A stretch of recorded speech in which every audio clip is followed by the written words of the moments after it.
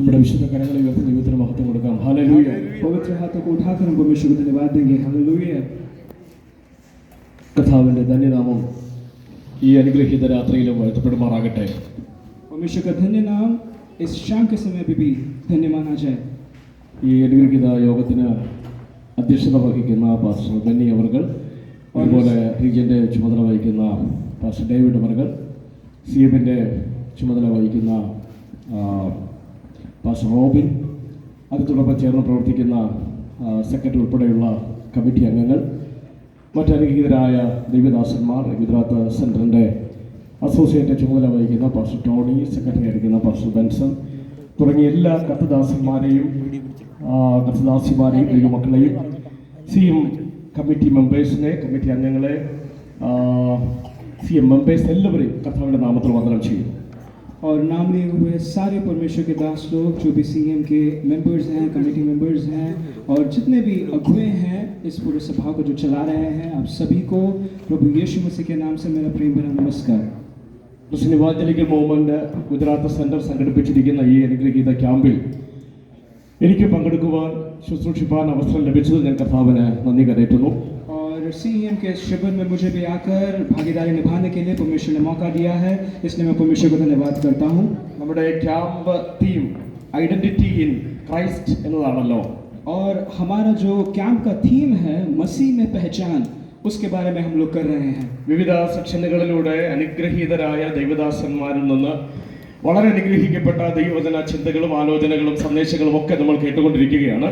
और हम लोग कई प्रकार से अलग अलग तरीके से परमेश्वर के वचन से, परमेश्वर के दासों के द्वारा इस बात को सीखते और समझते आ रहे हैं.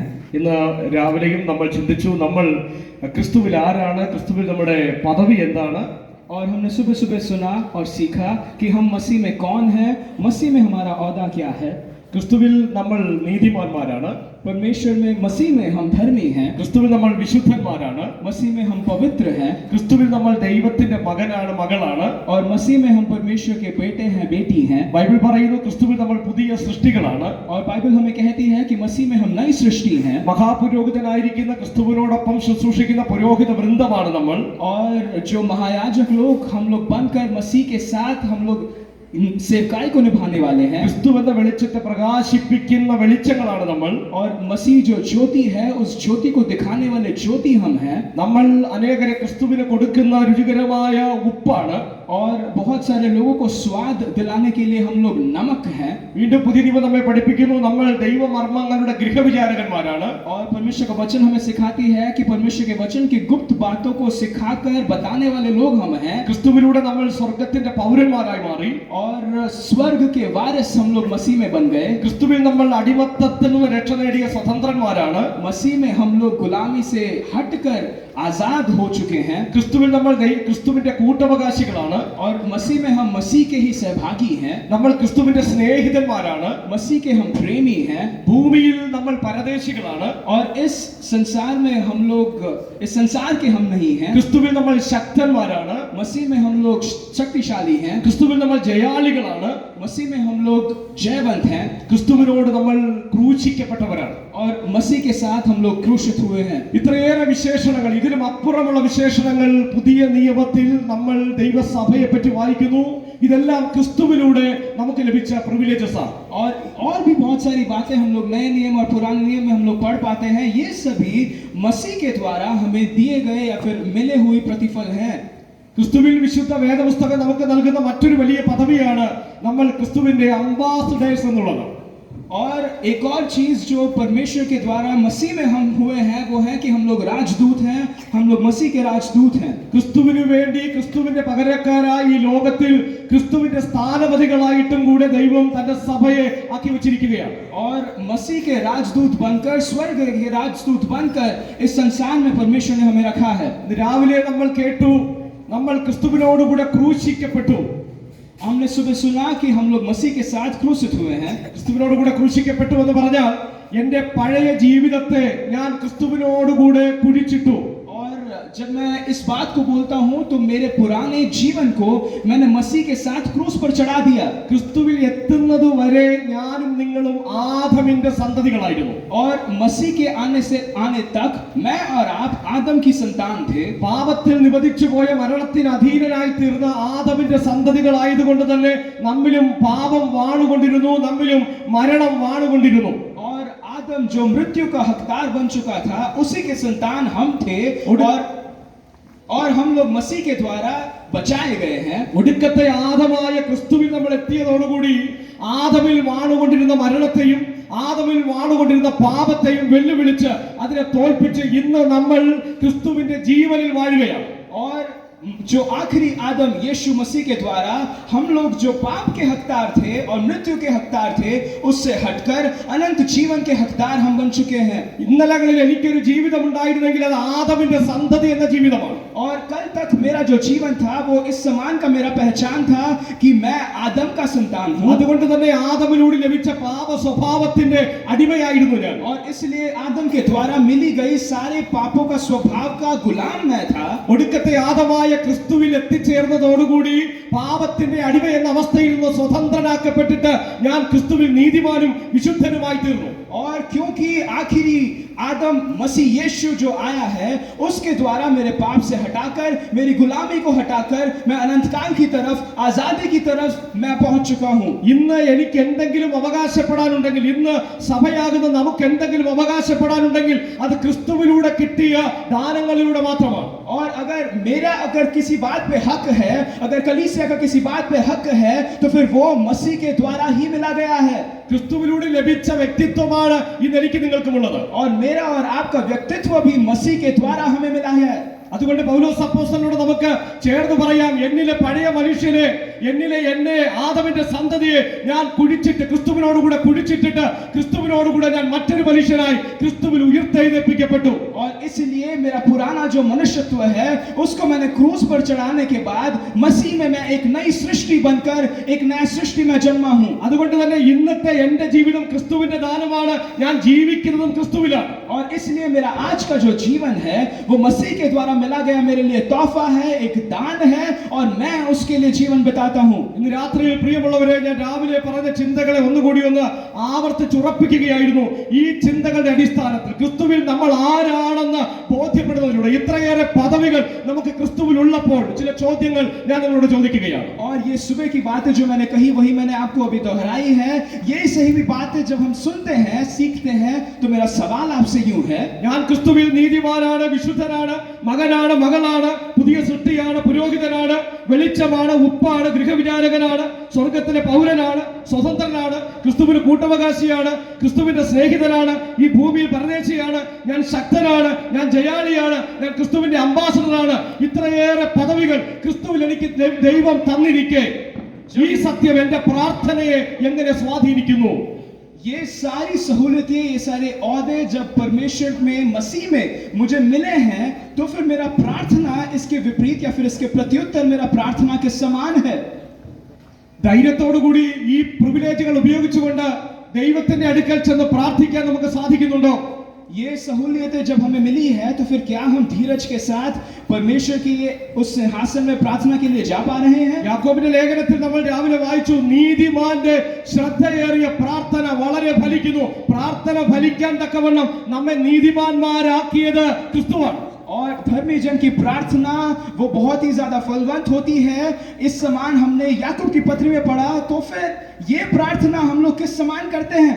ഈ വസ്തുത ക്രിസ്തുവിലുള്ള എന്റെ നിങ്ങളുടെയും പദവിയെ ഞാനും നിങ്ങളും തിരിച്ചറിയുമ്പോൾ നമ്മെ കുറ്റപ്പെടുത്തുന്ന പിശാചിനെ അഭിമുഖീകരിക്കാൻ നമ്മൾ എത്രത്തോളം പ്രാപ്തരാണ്? और ये सभी बातें जब हमारे लिए मसीह ने दिया है तो फिर जो शैतान जो आपकी तरफ उंगली लगाकर आप पे आरोप लगाता है तो उसके खिलाफ आपका प्रत्युत्तर किस समान रहता है? ഒരുപക്ഷെ ഇന്നലകളിൽ ഞാനും നിങ്ങളും ചെയ്ത ആർക്കും സഹിക്കാൻ പറ്റാത്ത, ഈ ലോകത്തിന് ഉൾക്കൊള്ളാൻ പറ്റാത്ത കൊടൂരമായ കഠിനമായ പാപങ്ങളിൽ നിന്നൊക്കെ ആയിരിക്കാം കർത്താവ് നമ്മെ രക്ഷിച്ചു കൊണ്ടുവന്നത്. और बहुत ही घिनौने हरकतें आप शायद करते होंगे. हो सकता है कि पाप के बड़े कीचड़ में दलदल में आप फंसे होंगे और उन सभी से परमेश्वर ने जब आपको छुड़ाकर बाहर लेके आए, ഇന്നലകളിൽ ഞാനും നിങ്ങളും ചെയ്തു കൂട്ടിയ പാപങ്ങൾ ഒരുപക്ഷെ ഇന്ന് ഓർത്തെടുക്കാൻ പോലും നമുക്ക് ലജ്ജ തോന്നുന്നുണ്ടാകാം. हो सकता है कि आपके पाप के कर्मों को जब आप विचार करें तो आपको शायद आज के दिन उससे आप लज्जित हो सकते हैं. അങ്ങനെ ഒരു വൃത്തിഹീനമായ ആർക്കും ഉൾക്കൊള്ളാൻ പറ്റാത്ത ഭൂതകാലത്തിൽ ജീവിച്ചിരുന്ന ഞാൻ ഇന്ന് ക്രിസ്തുവിൽ ജീവിക്കുമ്പോൾ, और जब मैं इस समान घिनौने हरकतों के साथ अपने पाप में जब मैं रहता था, आज जब मैं मसीह में रहता हूं तो ഈ ലോകത്തിലെ ഏതെങ്കിലും മനുഷ്യർ, നമ്മുടെ സ്നേഹിതർ, ബന്ധുക്കൾ ആരെങ്കിലും ഇന്നലകളിലെ പാപത്തെ ചൂണ്ടി നമ്മെ ചലഞ്ച് ചെയ്താൽ, ഇന്ന് നമുക്ക് ക്രിസ്തുവിൽ ലഭിച്ചിരിക്കുന്ന പദവികളെ ഓർത്തുകൊണ്ട് എത്രത്തോളം ആ വെല്ലുവിളികളെ നേരിടാൻ നമുക്ക് സാധിക്കും. और अगर कोई भी आपका मित्र हो या फिर कोई भी आपका साथी हो, अगर आपके सामने अगर उंगली लगाकर आपसे पूछे कि तू तो पहले ऐसा था, इस समान के सवाल के सामने आपका, जब आप नई सृष्टि बन चुके हो तो आपका उत्तर कैसा रहेगा? വിശുദ്ധ ബൈബിൾ ചോദിക്കുന്നു, ദൈവം നീതീകരിച്ചവരെ ആർ കുറ്റം വിധിക്കും? और परमेश्वर का वचन कहता है कि परमेश्वर ने जिसको धर्मी ठहराया है, कौन उसको आरोपी ठहरा सकता है? ദൈവം നമ്മുടെ പാപങ്ങളെ ക്രിസ്തുവിൽ ക്ഷമിച്ചത് നമ്മുടെ പാപത്തെ തൂക്കി നോക്കിയിട്ടല്ല, മറിച്ച് നമ്മുടെ പാപത്തെ ക്രിസ്തുവിൽ മായ്ച്ചു കളഞ്ഞുകൊണ്ടാണ്. और हमारे पाप की तुलना हमारे पाप की गिनतियों को लेकर परमेश्वर ने नहीं करी है, लेकिन उसका माफी जो है उसने प्रभु यीशु मसीह के द्वारा हमें दिया है. യേശു ക്രിസ്തുവിന്റെ പിതാവിന്റെയും പുത്രന്റെയും പരിശുദ്ധാത്മാവിന്റെയും നാമത്തിൽ നമ്മൾ സ്നാനപ്പെട്ടപ്പോൾ നമ്മൾ ക്രിസ്തുവിനെ ധരിക്കുകയായിരുന്നു. और जब हमने बपतिस्मा लिया तो बपतिस्मा के साथ हमने मसीह को पहन लिया. ഇന്ന് സ്വർഗം ഭൂമിയിലേക്ക് നോക്കുമ്പോൾ നമ്മെ, സഭയെ കാണുന്നത് ക്രിസ്തുവിനെ ധരിച്ചു നിൽക്കുന്നവരായിട്ടാണ്. और जब स्वर्ग भूमि में हमको देखता है तो हमें मसीह को पहने हुए लोगों के समान स्वर्ग हमें देखता है. അതുകൊണ്ട് തന്നെ നമ്മിൽ ക്രിസ്തുവിനെ ധരിച്ചിരിക്കുന്ന നമ്മയാണ് സ്വർഗം കാണുന്നത്. और इसलिए मसीह में हमने जो मसीह को धारण कर लिया है, उस समान स्वर्ग हमें देखता है. ഈ രാത്രിയിൽ നമ്മൾ നമ്മളോട് തന്നെ ചോദിക്കേണ്ട മറ്റൊരു ചോദ്യം, ക്രിസ്തുവിനെ ധരിച്ചു നിൽക്കുന്ന എന്റെ ജീവിതത്തെ എന്റെ സമൂഹം എങ്ങനെയാണ് നോക്കി കാണുന്നത്? और आज मेरा सवाल इस समान है कि मैं जिसने मसीह को पहन लिया है, समाज मुझे किस समान देखता है? എന്റെ ജീവിതത്തിലൂടെ ക്രിസ്തുവിനെ കാണാൻ, എന്റെ ജീവിതത്തിലൂടെ ക്രിസ്തുവിനെ കാണിച്ചു കൊടുക്കാൻ എനിക്ക് സാധിക്കുന്നുണ്ടോ? मेरे जीवन के द्वारा क्या मैं मसीह को देख पाता हूं? क्या मैं मसीह को दिखा पाता हूं? ഇത് രാത്രിയിലെ ആധാരവാക്യം 2 കൊരിന്ത്യർ 5-ാം അധ്യായം അതിന്റെ 20-ാമത്തെ വാക്യമാണ്. ആകയാൽ ഞങ്ങൾ ക്രിസ്തുവിന് വേണ്ടി സ്ഥാനപതികളായി ദൈവത്തോട് നിരന്നുകൊള്ളുവിനെന്ന് ക്രിസ്തുവിന് പകരം അപേക്ഷിക്കുന്നു. दूसरी कोरिन्थियों की पत्री 5वां अध्याय उसका 20वां कलाम आज शाम के समय हम पढ़ेंगे. इसलिए हम मसीह के राजदूत हैं, मानो परमेश्वर हमारे द्वारा विनती कर रहा है. हम मसीह की और उससे निवेदन करते हैं कि परमेश्वर के साथ मेल मिलाप कर लें. പകല് 2-ാമത്തെ സെക്ഷനിൽ സഹോദരിമാരുമായി ബന്ധപ്പെട്ട സെക്ഷനിൽ നമ്മൾ ചിന്തിച്ചു, മറ്റുള്ളവരുടെ വാക്കുകളും അഭിപ്രായങ്ങളും ഒക്കെ കേട്ടിട്ട് സഹോദരിമാരെ നിങ്ങളെ എങ്ങനെയാണ് വിലയിരുത്തുന്നത്? और जो बहनों की जो सभा थी उसमें इस समान हमने सीखा कि दूसरों की बातों के सामने आपको किस समान प्रत्युत्तर देना है. കേവലം വീട്ടുകാര്യങ്ങൾ മാത്രം നോക്കി നടത്തേണ്ടവരാണോ, അതോ കേവലം ബലഹീനരാണെന്നുള്ള അറിവാണോ, അതോ നിങ്ങളെ കൊണ്ട് ഒന്നിനും കഴിയില്ല എന്നുള്ള അറിവാണോ, കേവലം നിങ്ങൾ സ്ത്രീയാണ് ബലഹീനരാണെന്നുള്ള ലോകത്തിന്റെ മേൽവിലാസമാണോ നിങ്ങളുടെ ഹൃദയത്തിലുള്ളത്? कि आप बलहीन हैं, कि आप घर में ही रहते हैं, आपका काम उधर ही है, या फिर आपसे नहीं हो सकता है, आप तो थके हैं. इन सभी बातें जब लोग आपसे कहते हैं, ക്രിസ്തുവിൽ ഇത്രയേറെ പദവികൾ സ്ത്രീയെന്നോ പുരുഷനെന്നോ വ്യത്യാസമില്ലാതെ ദൈവം നമുക്ക് നൽകിയിരിക്കെ ഈ ലോകത്തിന്റെ വാക്കുകളും നമ്മെ പരിമിതപ്പെടുത്തുന്ന, അവഗണിച്ചൊതുക്കുന്ന ആ പരിഹാസങ്ങളും കേട്ടിട്ട് നമ്മൾ എങ്ങനെയാണ് നമ്മെ വിലയിരുത്തുന്നത്? और जब ये सारी बातें जब कहते हैं तो हमें हमारे औहदे, हमारी सहूलियतें जो मसीह में हमें मिली हैं उनको याद करना है. लेकिन हम लोग उस समय किस समान प्रत्युत्तर करते हैं? സഹോദരിമാർ സ്വയം ഒന്ന് ചോദിക്കുക, ഞാൻ രാജാവിന്റെ മകളാണെന്ന എന്റെ ബോധ്യം എന്നെ എങ്ങനെ മാറ്റി, എന്റെ സമൂഹത്തെ എങ്ങനെ മാറ്റുന്നു? और बहनें जो हैं इस समान ये सोचना है कि मैं एक राजा की बेटी हूं, और अगर मैं एक राजा की बेटी हूं तो समाज में मैं किस समान चलती हूं, समाज मेरे को किस समान देखता है, और मेरा प्रत्युत्तर समाज की तरफ किस समान होना चाहिए. എന്നെ പരിമിതപ്പെടുത്തി കളയുന്ന, എന്നെ ഒതുക്കി കളയുന്ന, ഇല്ലായ്മ ചെയ്യുന്ന ഈ ലോകത്തിന്റെ ചിന്തകളിൽ നിന്ന്, മേൽവിലാസങ്ങളിൽ നിന്ന് ഇന്ന് എനിക്ക് ലഭിച്ചിരിക്കുന്ന ക്രിസ്തുവിന്റെ പദവി എന്നെ എത്രത്തോളം മാറ്റിമറിക്കുന്നുണ്ട്? और ये समाज में जब मैं रहती हूं और परमेश्वर से मुझे इतने सारे औहदे और सहूलियतें मिली हैं, तो फिर मेरे स्वभाव को वो किस समान प्रभावित करता है और मैं किस समान समाज में जीवन बिताती हूं. എന്റെ ഏതൊക്കെ പഴയ ലേബലുകളെയാണ് ഈ ലോകം എനിക്ക് സമ്മാനിച്ച എന്നെ പരിമിതപ്പെടുത്തി ഒതുക്കി കളയുന്ന ഏതൊക്കെ ലേബലുകളെയാണ് ഞാൻ ഈ അധികാരത്തിൽ മാറ്റി നിർത്തേണ്ടത്, ഒഴിച്ചു കളയേണ്ടത്. और मेरे को समाज ये सारे जो जो जो बलहीन है, जो आपसे नहीं हो सकता है, इसका नाम कहकर आपको जो सीमित कर देती है, उन सभी शब्दों के सामने आप क्या कहते हैं? ഇത്രയേറെ പദവികൾ ക്രിസ്തുവിൽ ദൈവം നമുക്ക് നൽകിയിരിക്കുമ്പോൾ നമുക്ക് തന്നിരിക്കുന്ന ഒരു വലിയ ഉത്തരവാദിത്തമാണ് നാം ക്രിസ്തുവിന്റെ പകരക്കാരായി ക്രിസ്തുവിന് വേണ്ടി സ്ഥാനപതികളായി ഈ ലോകത്ത് ജീവിക്കുക എന്നുള്ളത്. और इतनी सारी बातें जब मसीह के द्वारा हमें मसीह ने दिया है, तो फिर हमारा ये कर्तव्य बनता है कि हम मसीह के राजदूत बन जाएं. ക്രിസ്തുവിൽ ഞാൻ ആരാണ് എന്ന് ചോദിക്കുമ്പോൾ ആ ചോദ്യങ്ങൾക്ക് പല ഉത്തരങ്ങളുണ്ട്. അതിലൊരു പ്രധാനപ്പെട്ട ഉത്തരമാണ് ഞാൻ ക്രിസ്തുവിന്റെ അംബാസഡറാണ്, സ്ഥാനപതിയാണ്. और मसीह में मैं कौन हूं, ये सवाल जब मुझसे पूछा जाता है तो फिर उसका एक उत्तर मेरे लिए यही है कि मैं मसीह का राजदूत हूं. ആരാണ് അംബാസഡർ അല്ലെങ്കിൽ സ്ഥാനപതി എന്ന് പറയുന്നത്? और राजदूत इसका अर्थ क्या है, ये कौन होता है? ഒരു രാജ്യത്തിന് വേണ്ടിയോ ആ രാജ്യത്തിലെ രാജാവിന് വേണ്ടിയോ അവിടുത്തെ ഭരണാധികാരിക്ക് വേണ്ടിയോ മറ്റൊരു രാജ്യത്ത് ജീവിക്കുന്ന വ്യക്തിയാണ്.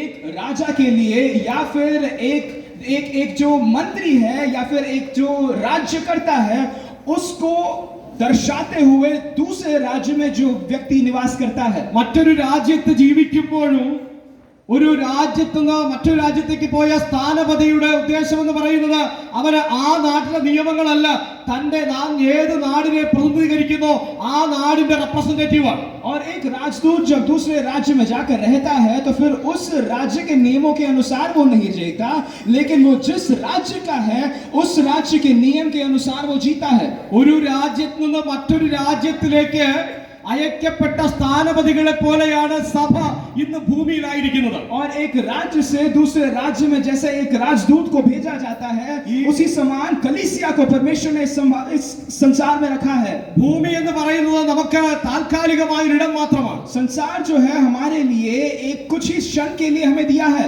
നമ്മൾ വായിക്കുന്നു കൊലോസ്യ ലേഖനം, ഫിലിപ്പിയ ലേഖനം 3:20 വായിക്കുന്നത് നമ്മുടെ പൗരത്വം സ്വർഗത്തിലാണ്.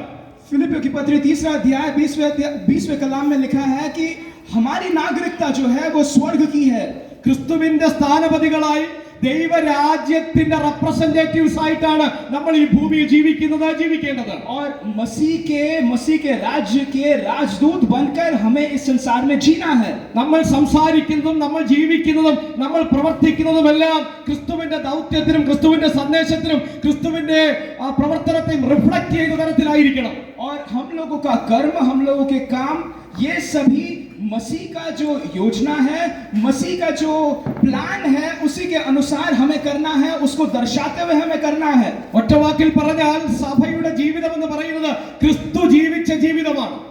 एक अगर श्रमित में मैं उसको बोलूं तो फिर कलीसिया का जीवन मसीह ने जिस समान जीवन बिताया है उसी समान होना चाहिए. ഈ ലോകത്തിൽ ക്രിസ്തുവിന് മുൻപ് ഒരുപാട് സമൂഹങ്ങൾ ജീവിച്ചിരുന്നു. मसीह के पहले बहुत सारे समूह इस संसार में जीवन बिताए. യഹോവയുടെ നാമത്തിൽ യഹോവയ്ക്ക് വേണ്ടി ദൈവരാജ്യ നിമിത്തമൊക്കെ ഒരുപാട് കഷ്ടപ്പാടുകളൊക്കെ സഹിച്ച് ജീവിച്ചവർ അനേകരുണ്ട് ഇവിടെ. बहुत सारे लोग हैं जिसने यहोवा के नाम पे, मसीह के नाम पे, परमेश्वर के नाम पे बहुत सारे दुखों को सहा है. പക്ഷേ ക്രിസ്തുവിന്റെ ജീവിതം ജീവിക്കാൻ നിയോഗിക്കപ്പെട്ട ഒരു സമൂഹം ഈ ലോകത്തുണ്ടെങ്കിൽ അത് ക്രിസ്തുവിന്റെ സഭയാണ്.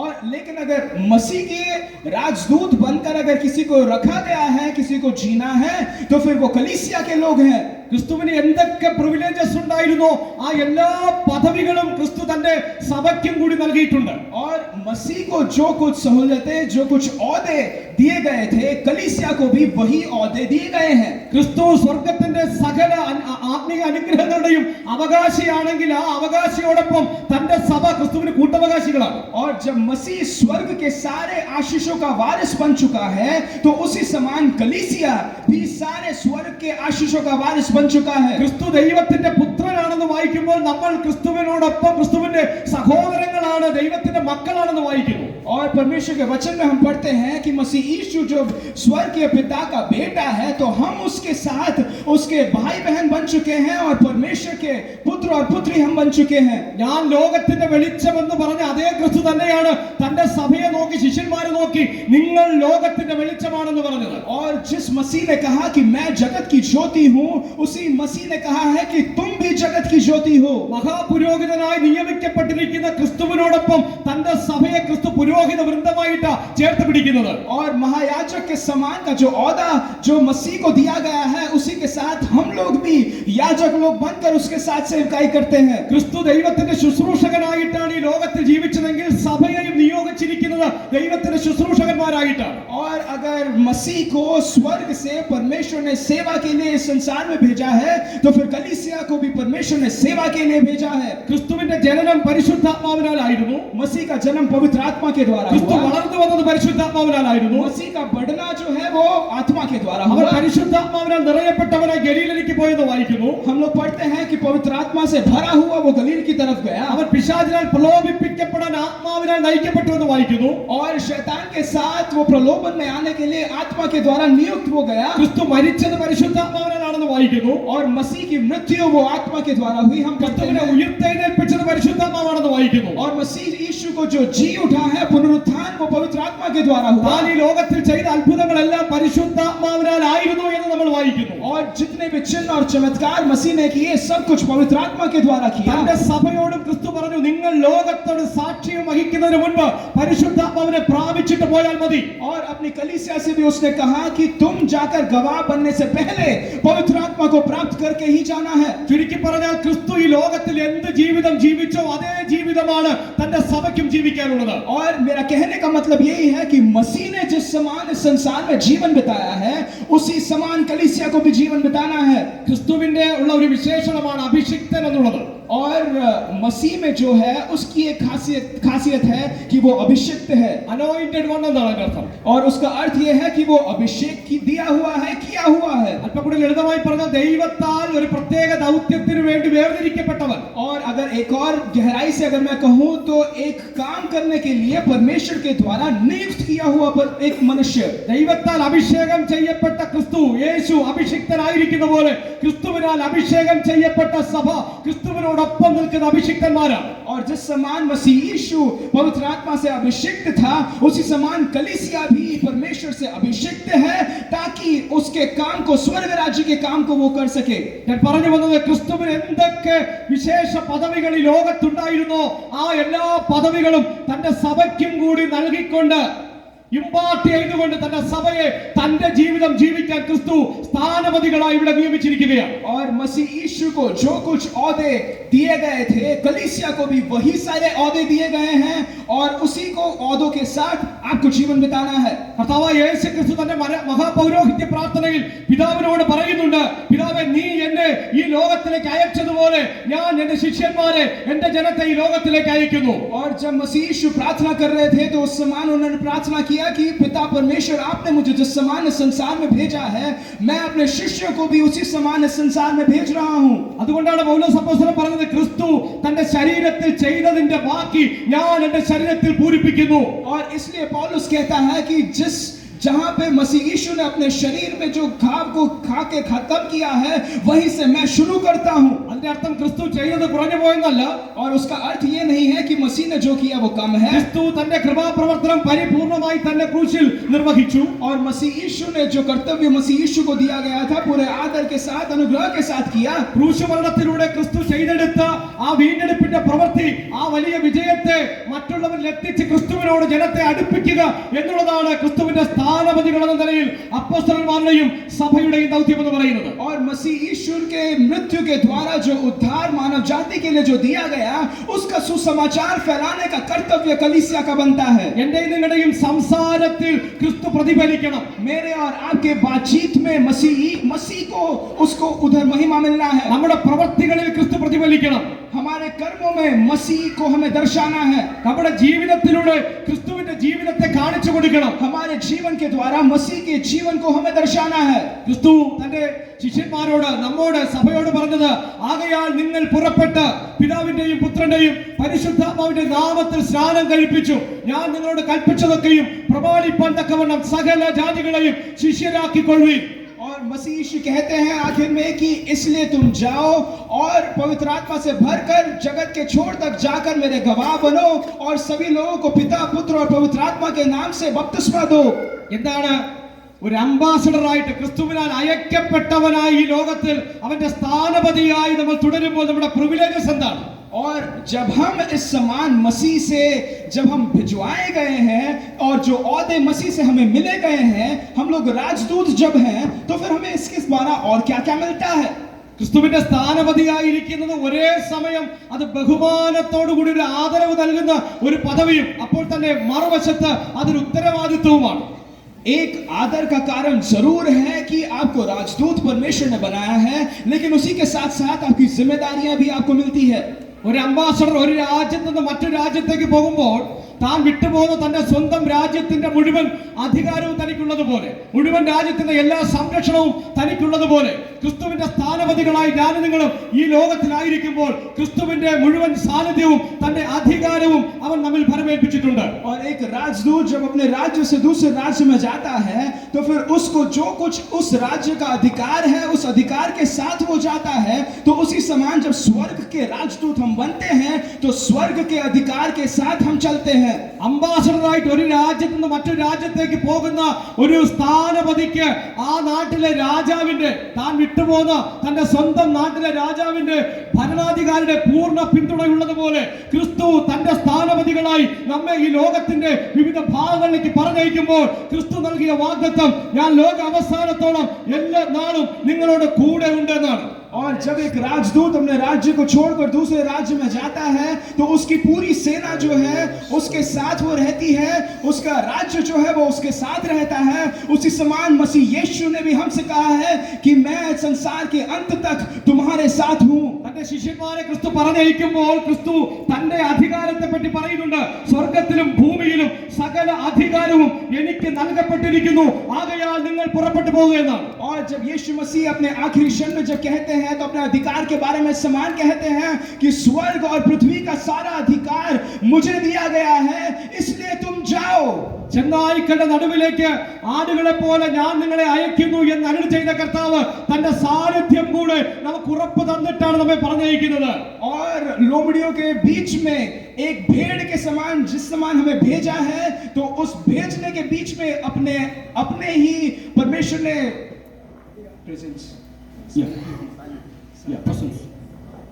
अपनी हुजूरी भी अपने साथ हमें दिया है. നമുക്ക് സ്ഥാനപതി എന്നുള്ള നിലയിൽ നമുക്ക് ചെയ്തെടുക്കേണ്ട, നമുക്ക് വിളിച്ചു പറയേണ്ട ഒരു സന്ദേശമുണ്ട്. और हम लोग जब राजदूत हैं, तो हमारा भी एक संदेश बनता है. നിരപ്പിന്റെ സന്ദേശമാണ്, റെക്കൺസിലിയേഷൻ, कि हम लोग मिलाप में वापस आ जाएं. നിരപ്പിന്റെ സന്ദേശം, कि हम मिलाप में वापस आ जाएं, वापस हम मिल जाएं. ദൈവത്തോട് ശത്രുത്വത്തിൽ തുടർന്നിരുന്ന മനുഷ്യ ബന്ധത്തെ, മനുഷ്യനും ദൈവവും തമ്മിലുള്ള ആ ബന്ധത്തെ, ആ വേർപാടിനെ മാറ്റിക്കളഞ്ഞ ക്രിസ്തു ദൈവവുമായി മനുഷ്യനെ ബന്ധിപ്പിച്ച നിരപ്പിന്റെ ചരിത്രം പറയാനും ആ നിരപ്പിലേക്ക് മനുഷ്യനെ ക്രിസ്തുവിനോട് ദൈവത്തോട് അടുപ്പിക്കാനും വേണ്ടി ക്രിസ്തുവിന്റെ സ്ഥാനപതികളായിട്ടാണ് നമ്മൾ അയക്കപ്പെടുന്നത്. और जिस पाप ने परमेश्वर और मनुष्य को अलग कर दिया था, तो उस अलगदाई को हटाकर परमेश्वर के साथ वापस मिलाने के लिए राजदूतों को एक जिम्मेदारी दी गई है. നമ്മൾ ഇവിടെ വായിക്കുന്നുണ്ട്, ക്രിസ്തുവിന് വേണ്ടി സ്ഥാനപതികളായി ദൈവത്തോട് നിരന്നുകൊള്ളുവിൻ എന്ന് ക്രിസ്തുവിന് പകരം ഞങ്ങൾ അപേക്ഷിക്കുന്നു. इसलिए हम मसीह के राजदूत हैं, मानो परमेश्वर हमारे द्वारा विनती कर रहा है. 19ാമത്തെ വാക്യം, ദൈവം ലോകത്തിന് ലംഘനങ്ങളെ കണക്കിടാതെ ലോകത്തെ ക്രിസ്തുവിൽ തന്നോട് നിരപ്പിച്ചു പോന്നു. 19वां कलाम कहता है, अर्थात परमेश्वर ने मसीह में होकर अपने साथ संसार के मेल मिलाप कर लिया और उनके अपराधों को दोष उन पर नहीं लगाया, और उसने मेल मिलाप का वचन हमें सौंप दिया है. പൗലോസ് അപ്പോസ്തലൻ പറയുന്നു, ഈ നിരപ്പിന്റെ വചനം ഞങ്ങളെ ഫലമേൽപ്പിച്ചിരിക്കുന്നു. पौलुस कहता है कि इस मिलाप का संदेश को परमेश्वर ने हमें उसको सौंपा है कि हम आगे उसको बोलें.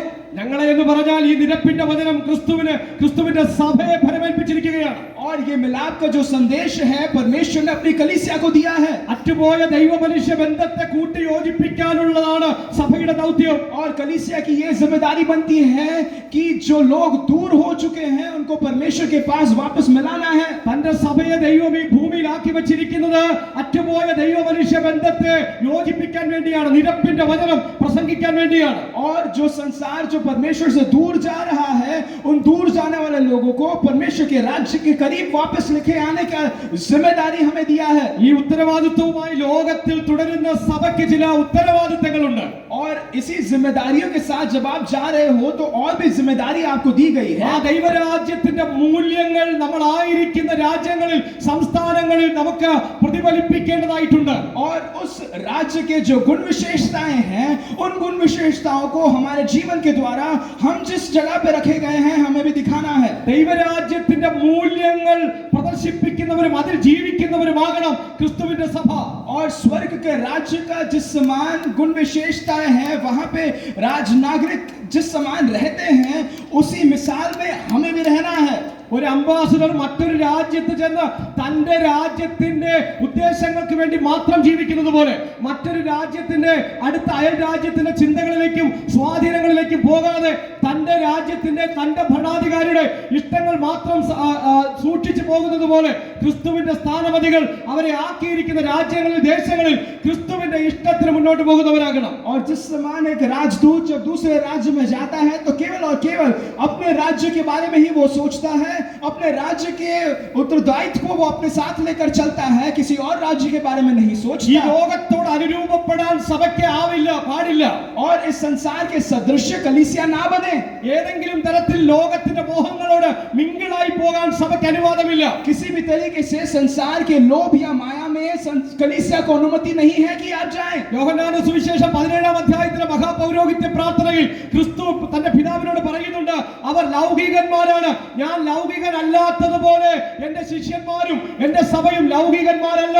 जैसे यीशु मसीह यूहन्ना 17 अध्याय में जब प्रार्थना करते हैं अपने महायाजक क्रिया की प्रार्थना में, तो उन्होंने समान कहा कि जैसे मैं संसार का नहीं वैसे ही उनको भी संसार का ना बना के मैं उनको भेजता हूं। കൊരിന്ത്യർക്ക് എഴുതിയ രണ്ടാമത്തെ ലേഖനം 2-ാം അധ്യായം 15-ാമത്തെ വാക്യത്തിൽ അപ്പോസ്തലൻ പൗലോസ് ഇങ്ങനെ പറയുന്നുണ്ട്, രക്ഷിക്കപ്പെടുന്നവരുടെ ഇടയിലും നശിച്ചു പോകുന്നവർക്കിടയിലും ഞങ്ങൾ ദൈവത്തിന് ക്രിസ്തുവിന്റെ സൗരഭ്യവാസനയാകുന്നു. और दूसरी कोरिन्थियों की पत्री 2 अध्याय उसके 15वें कलाम में समान लिखा है कि जो नाश होते हैं और जो उद्धार पाने वाले हैं उन दोनों के बीच में हम मसीह के सुगंध हैं। You have to carry the fragrance of Christ wherever you go, wherever you are. आप जहां कहीं पे भी जाते हो, आप जहां कहीं भी स्थापित किए गए हो, उन सभी जगहों पे आपको मसीह का सुगंध बनना है। നമ്മുടെ ഇന്ത്യയിലെ ഒരു അംബാസഡർ മറ്റൊരു രാജ്യത്തായിരിക്കുമ്പോൾ ഒരിക്കലും ആ രാജ്യത്തിന്റെ കൾച്ചർ, ആ രാജ്യത്തിന്റെ ഹിതമൊന്നും താൻ നോക്കേണ്ട കാര്യമില്ല. തന്നെ അയച്ച രാജ്യത്തിന് വേണ്ടി താൻ ജീവിച്ചാൽ മതി. एक राजदूत जब दूसरे राज्य में जाता है तो उस राज्य के रीति रिवाज को वो अपने जीवन में नहीं लेता है, उसी समान आपको स्वर्ग राज्य के रीति रिवाजों को इस संसार में बताना है। അതുപോലെ സ്വർഗത്തിലെ പൗരന്മാരായ ക്രിസ്തുവിന്റെ സ്ഥാനപതികളായ ദൈവരാജ്യത്തിന്റെ പ്രതിനിധികളായി ഈ ലോകത്തിൽ താൽക്കാലിക ജീവിതം ജീവിക്കുന്ന ദൈവത്തിന്റെ സഭ സംരക്ഷിക്കേണ്ടത് ദൈവത്തിന്റെ ഇഷ്ടമാണ്, ക്രിസ്തുവിന്റെ ഇഷ്ടമാണ്. ഈ ലോകത്തോട് അനുരൂപരാകുകയല്ല. और इसीलिए जब आपको राजदूत बनाकर यहाँ भेजा है तो स्वर्ग की इच्छा क्या है, परमेश्वर की इच्छा क्या है, उस बात को ही हमारा ध्यान केंद्रित रखना है। इस संसार के सदृश्य हमें नहीं बनना है। വളരെ ലളിതമായിട്ടുള്ള എന്നാൽ ഏറ്റവും ശക്തമായ രണ്ട് ഉദാഹരണങ്ങൾ, ഉപമാനങ്ങൾ സഭയെപ്പറ്റി അതിന്റെ ഉത്തരവാദിത്തത്തെപ്പറ്റി ക്രിസ്തു സൂചിപ്പിക്കുന്നുണ്ട്. और मसीह जो है कलीसिया के लिए 2 उदाहरण देता है। സഭയ്ക്ക്, വിശ്വാസികൾക്ക് ഈ ലോകത്തിൽ ചെയ്തെടുക്കേണ്ട ദൗത്യവുമായി ബന്ധപ്പെട്ട 2 ക്വാളിറ്റി സഭയ്ക്കുണ്ട്. और कलीसिया के लिए जो जिम्मेदारियां दी गई हैं उन जिम्मेदारियों को साथ साथ 2 खूबियां भी दी गई है। സഭ ഭൂമിയുടെ ഉപ്പാണ്, സഭ ലോകത്തിന്റെ വെളിച്ചമാണ്. कलीसिया जो है इस संसार की ज्योति है और इस संसार का नमक है। ഉപ്പിന്റെ ഗുണഗണങ്ങൾ നമുക്കറിയാം. അത് നശിച്ചു പോകാതെ വസ്തുക്കളെ സൂക്ഷിക്കുന്നതാണ്, സംരക്ഷിക്കുന്നതാണ് ഉപ്പിന്റെ ക്വാളിറ്റി എന്ന് പറയുന്നത്. और नमक की एक गुण विशेषता ये है कि वो चीज को सड़ने नहीं देती है, उसको वो कायम बरकरार रखती है। ധാർമ്മികതയെയും ആത്മികതയെയും ഈ ലോകത്തിൽ ഭൂമിയിൽ പരിരക്ഷിക്കാൻ, സൂക്ഷിക്കാൻ, നശിച്ചു പോകാതെ കാക്കാൻ ദൈവത്താൽ നിയമിക്കപ്പെട്ട ക്രിസ്തുവിന്റെ പ്രതിനിധിയാണ്, സ്ഥാനപതിയാണ് സഭ. धार्मिकता और आत्मिकता इसको नष्ट ना करे, उसको कायम रखे, बरकरार रखे, वही एक जिम्मेदारी कलीसिया को परमेश्वर ने दी है। ഉപ്പ് ഭക്ഷണ പദാർത്ഥങ്ങൾക്ക് രുചി പകരുന്നത് പോലെ ദൈവമക്കൾ, കർത്താവിന്റെ സഭ ഈ ലോകത്തിൽ ഉള്ള ജനതയ്ക്ക് ഹോപ്പ്, പ്രത്യാശയും സന്തോഷവും പകരുന്നവരായിരിക്കണം. और ज्योति जिस समान सबको ज्योति देती है, उसी समान मसीह के लोग इस संसार में जब रहते हैं तो दूसरों को एक आशा, दिखाने वाले होने चाहिए, आशा बढ़ाने वाले होने चाहिए। അധികമായി ഉപ്പ് കഴിച്ചാൽ നമുക്കറിയാം ദാഹം കലശലായ ദാഹമുണ്ടാകും. അതായത് ഉപ്പ് ദാഹമുണ്ടാക്കുന്നതാണെങ്കിൽ അതുപോലെയാകണം ദൈവത്തിന്റെ സഭ.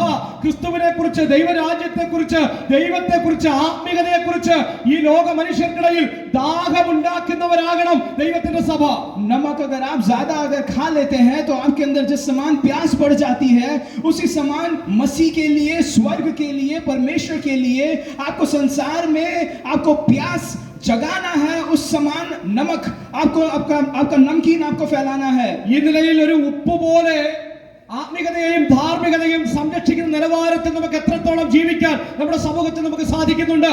और इस नमक के समान आत्मिकता और धार्मिकता को संभाल कर रहने के लिए हम किस समान किस स्तर तक वैसा जीवन बिता पाते हैं। മറ്റുള്ളവർക്ക് സന്തോഷവും സമാധാനവും ആത്മാവിന്റെ ഫലങ്ങളും പകർന്നു കൊടുത്തുകൊണ്ട് എത്രത്തോളം ക്രിസ്തുവിന്റെ സ്വഭാവം, സഭയുടെ സ്വഭാവം പ്രതിഫലിപ്പിക്കാൻ നമുക്ക് സാധിക്കുന്നുണ്ട്. और कितना ही स्वर्ग का स्वभाव हम लोग यहाँ पर दूसरों की तरफ प्रभावित कर पाते हैं। ഉപ്പ് ദാഹമുണ്ടാക്കുന്നത് പോലെ എത്രത്തോളം എനിക്കും നിങ്ങൾക്കും മറ്റുള്ളവരിൽ, നമ്മുടെ സുഹൃത്തുക്കളിൽ, സ്കൂളുകളിൽ, കോളേജുകളിൽ, നമ്മുടെ ജോലി സ്ഥലങ്ങളിൽ, മറ്റിടങ്ങളിൽ, നമ്മുടെ ബന്ധുക്കളിൽ, നമ്മുടെ ചാർച്ചക്കാരിൽ, സ്നേഹിതരിൽ എത്രത്തോളം ദൈവത്തെ പറ്റിയുള്ള ആത്മീയതയെ പറ്റിയുള്ള ദാഹമുളവാക്കാൻ നമുക്ക് സാധിക്കുന്നുണ്ട്. जिस समान नमक जो है आपके प्यास को भी बढ़ाती है, उसी समान आपके काम करने वाले जगह पे, आपके मित्रगण के बीच में, आपके नौकरी में, आपके समाज में आप किस स्तर तक परमेश्वर के लिए प्यास आप उजागर कर पा रहे हैं।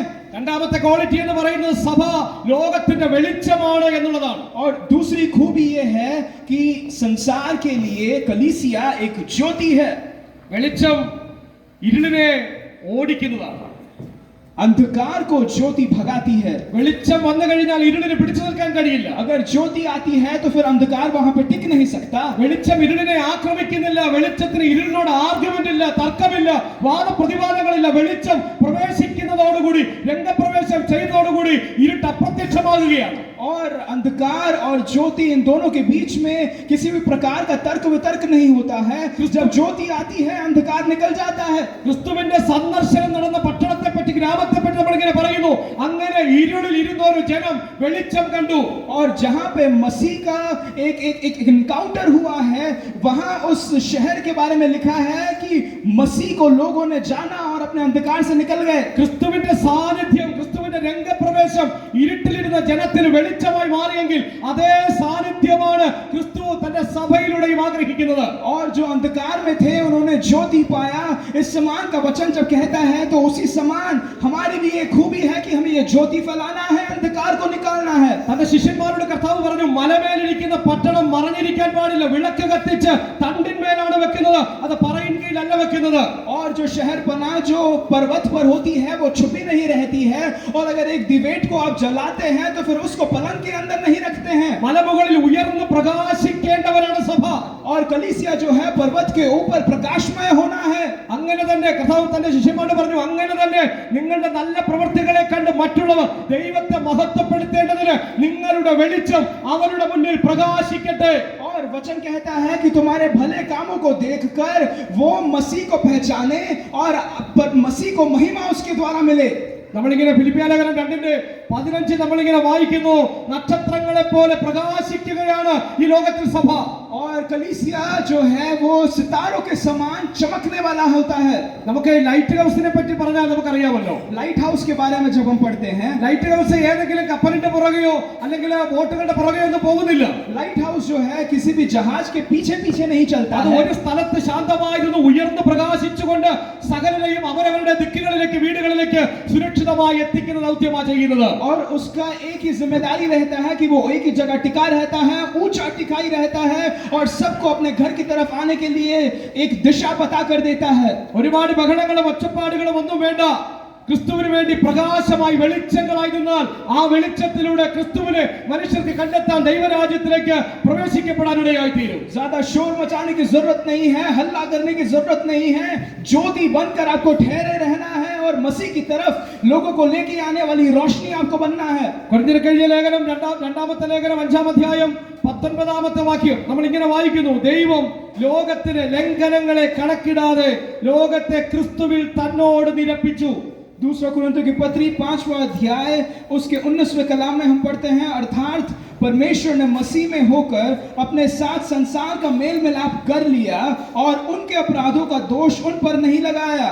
ദൈവം ലോകത്തെ സ്നേഹിച്ചു, क्योंकि परमेश्वर ने संसार से प्रेम किया। യേശുക്രിസ്തുവിലൂടെ നഷ്ടപ്പെട്ട ബന്ധത്തെ പുനഃസ്ഥാപിക്കാൻ ദൈവം തീരുമാനിച്ചു। मसीह यीशु के द्वारा जो रिश्ता टूट गया था, उस रिश्ता को वापस मिलाप करने के लिए उसने सोचा। ഈ അടിസ്ഥാനപരമായ ദൈവിക സന്ദേശത്തെയാണ് ലോകത്തോട് തന്റെ സഭ അറിയിക്കേണ്ടത്। और ये जो सबसे अहम संदेश है, यही संसार को कलीसिया को बताना है। എങ്ങനെയാണ് സഭ ഇത് അറിയിക്കേണ്ടത്? और किस समान कलीसिया को यह जताना है? നമ്മുടെ വാക്കുകളിലൂടെ അറിയിക്കണം, हमारे शब्दों के द्वारा हमें बताना है। നാം സംസാരിക്കുന്ന സുവിശേഷത്തിലൂടെ ലോകം ഈ സന്ദേശം അറിയണം। और हम जो सुसमाचार को बोलते हैं, उस शब्दों के द्वारा संसार को यह संदेश को देना है। ദൈവത്തിന് മുന്നിൽ ശത്രുക്കളായിരുന്ന, നരകത്തിന് അധീനരായ, മരണത്തിന് അടിമപ്പെട്ട, പാപം വാണുകൊണ്ടിരിക്കുന്ന മനുഷ്യരെ ക്രിസ്തുവിലൂടെ ദൈവം ചേർത്ത് പിടിക്കുന്നു।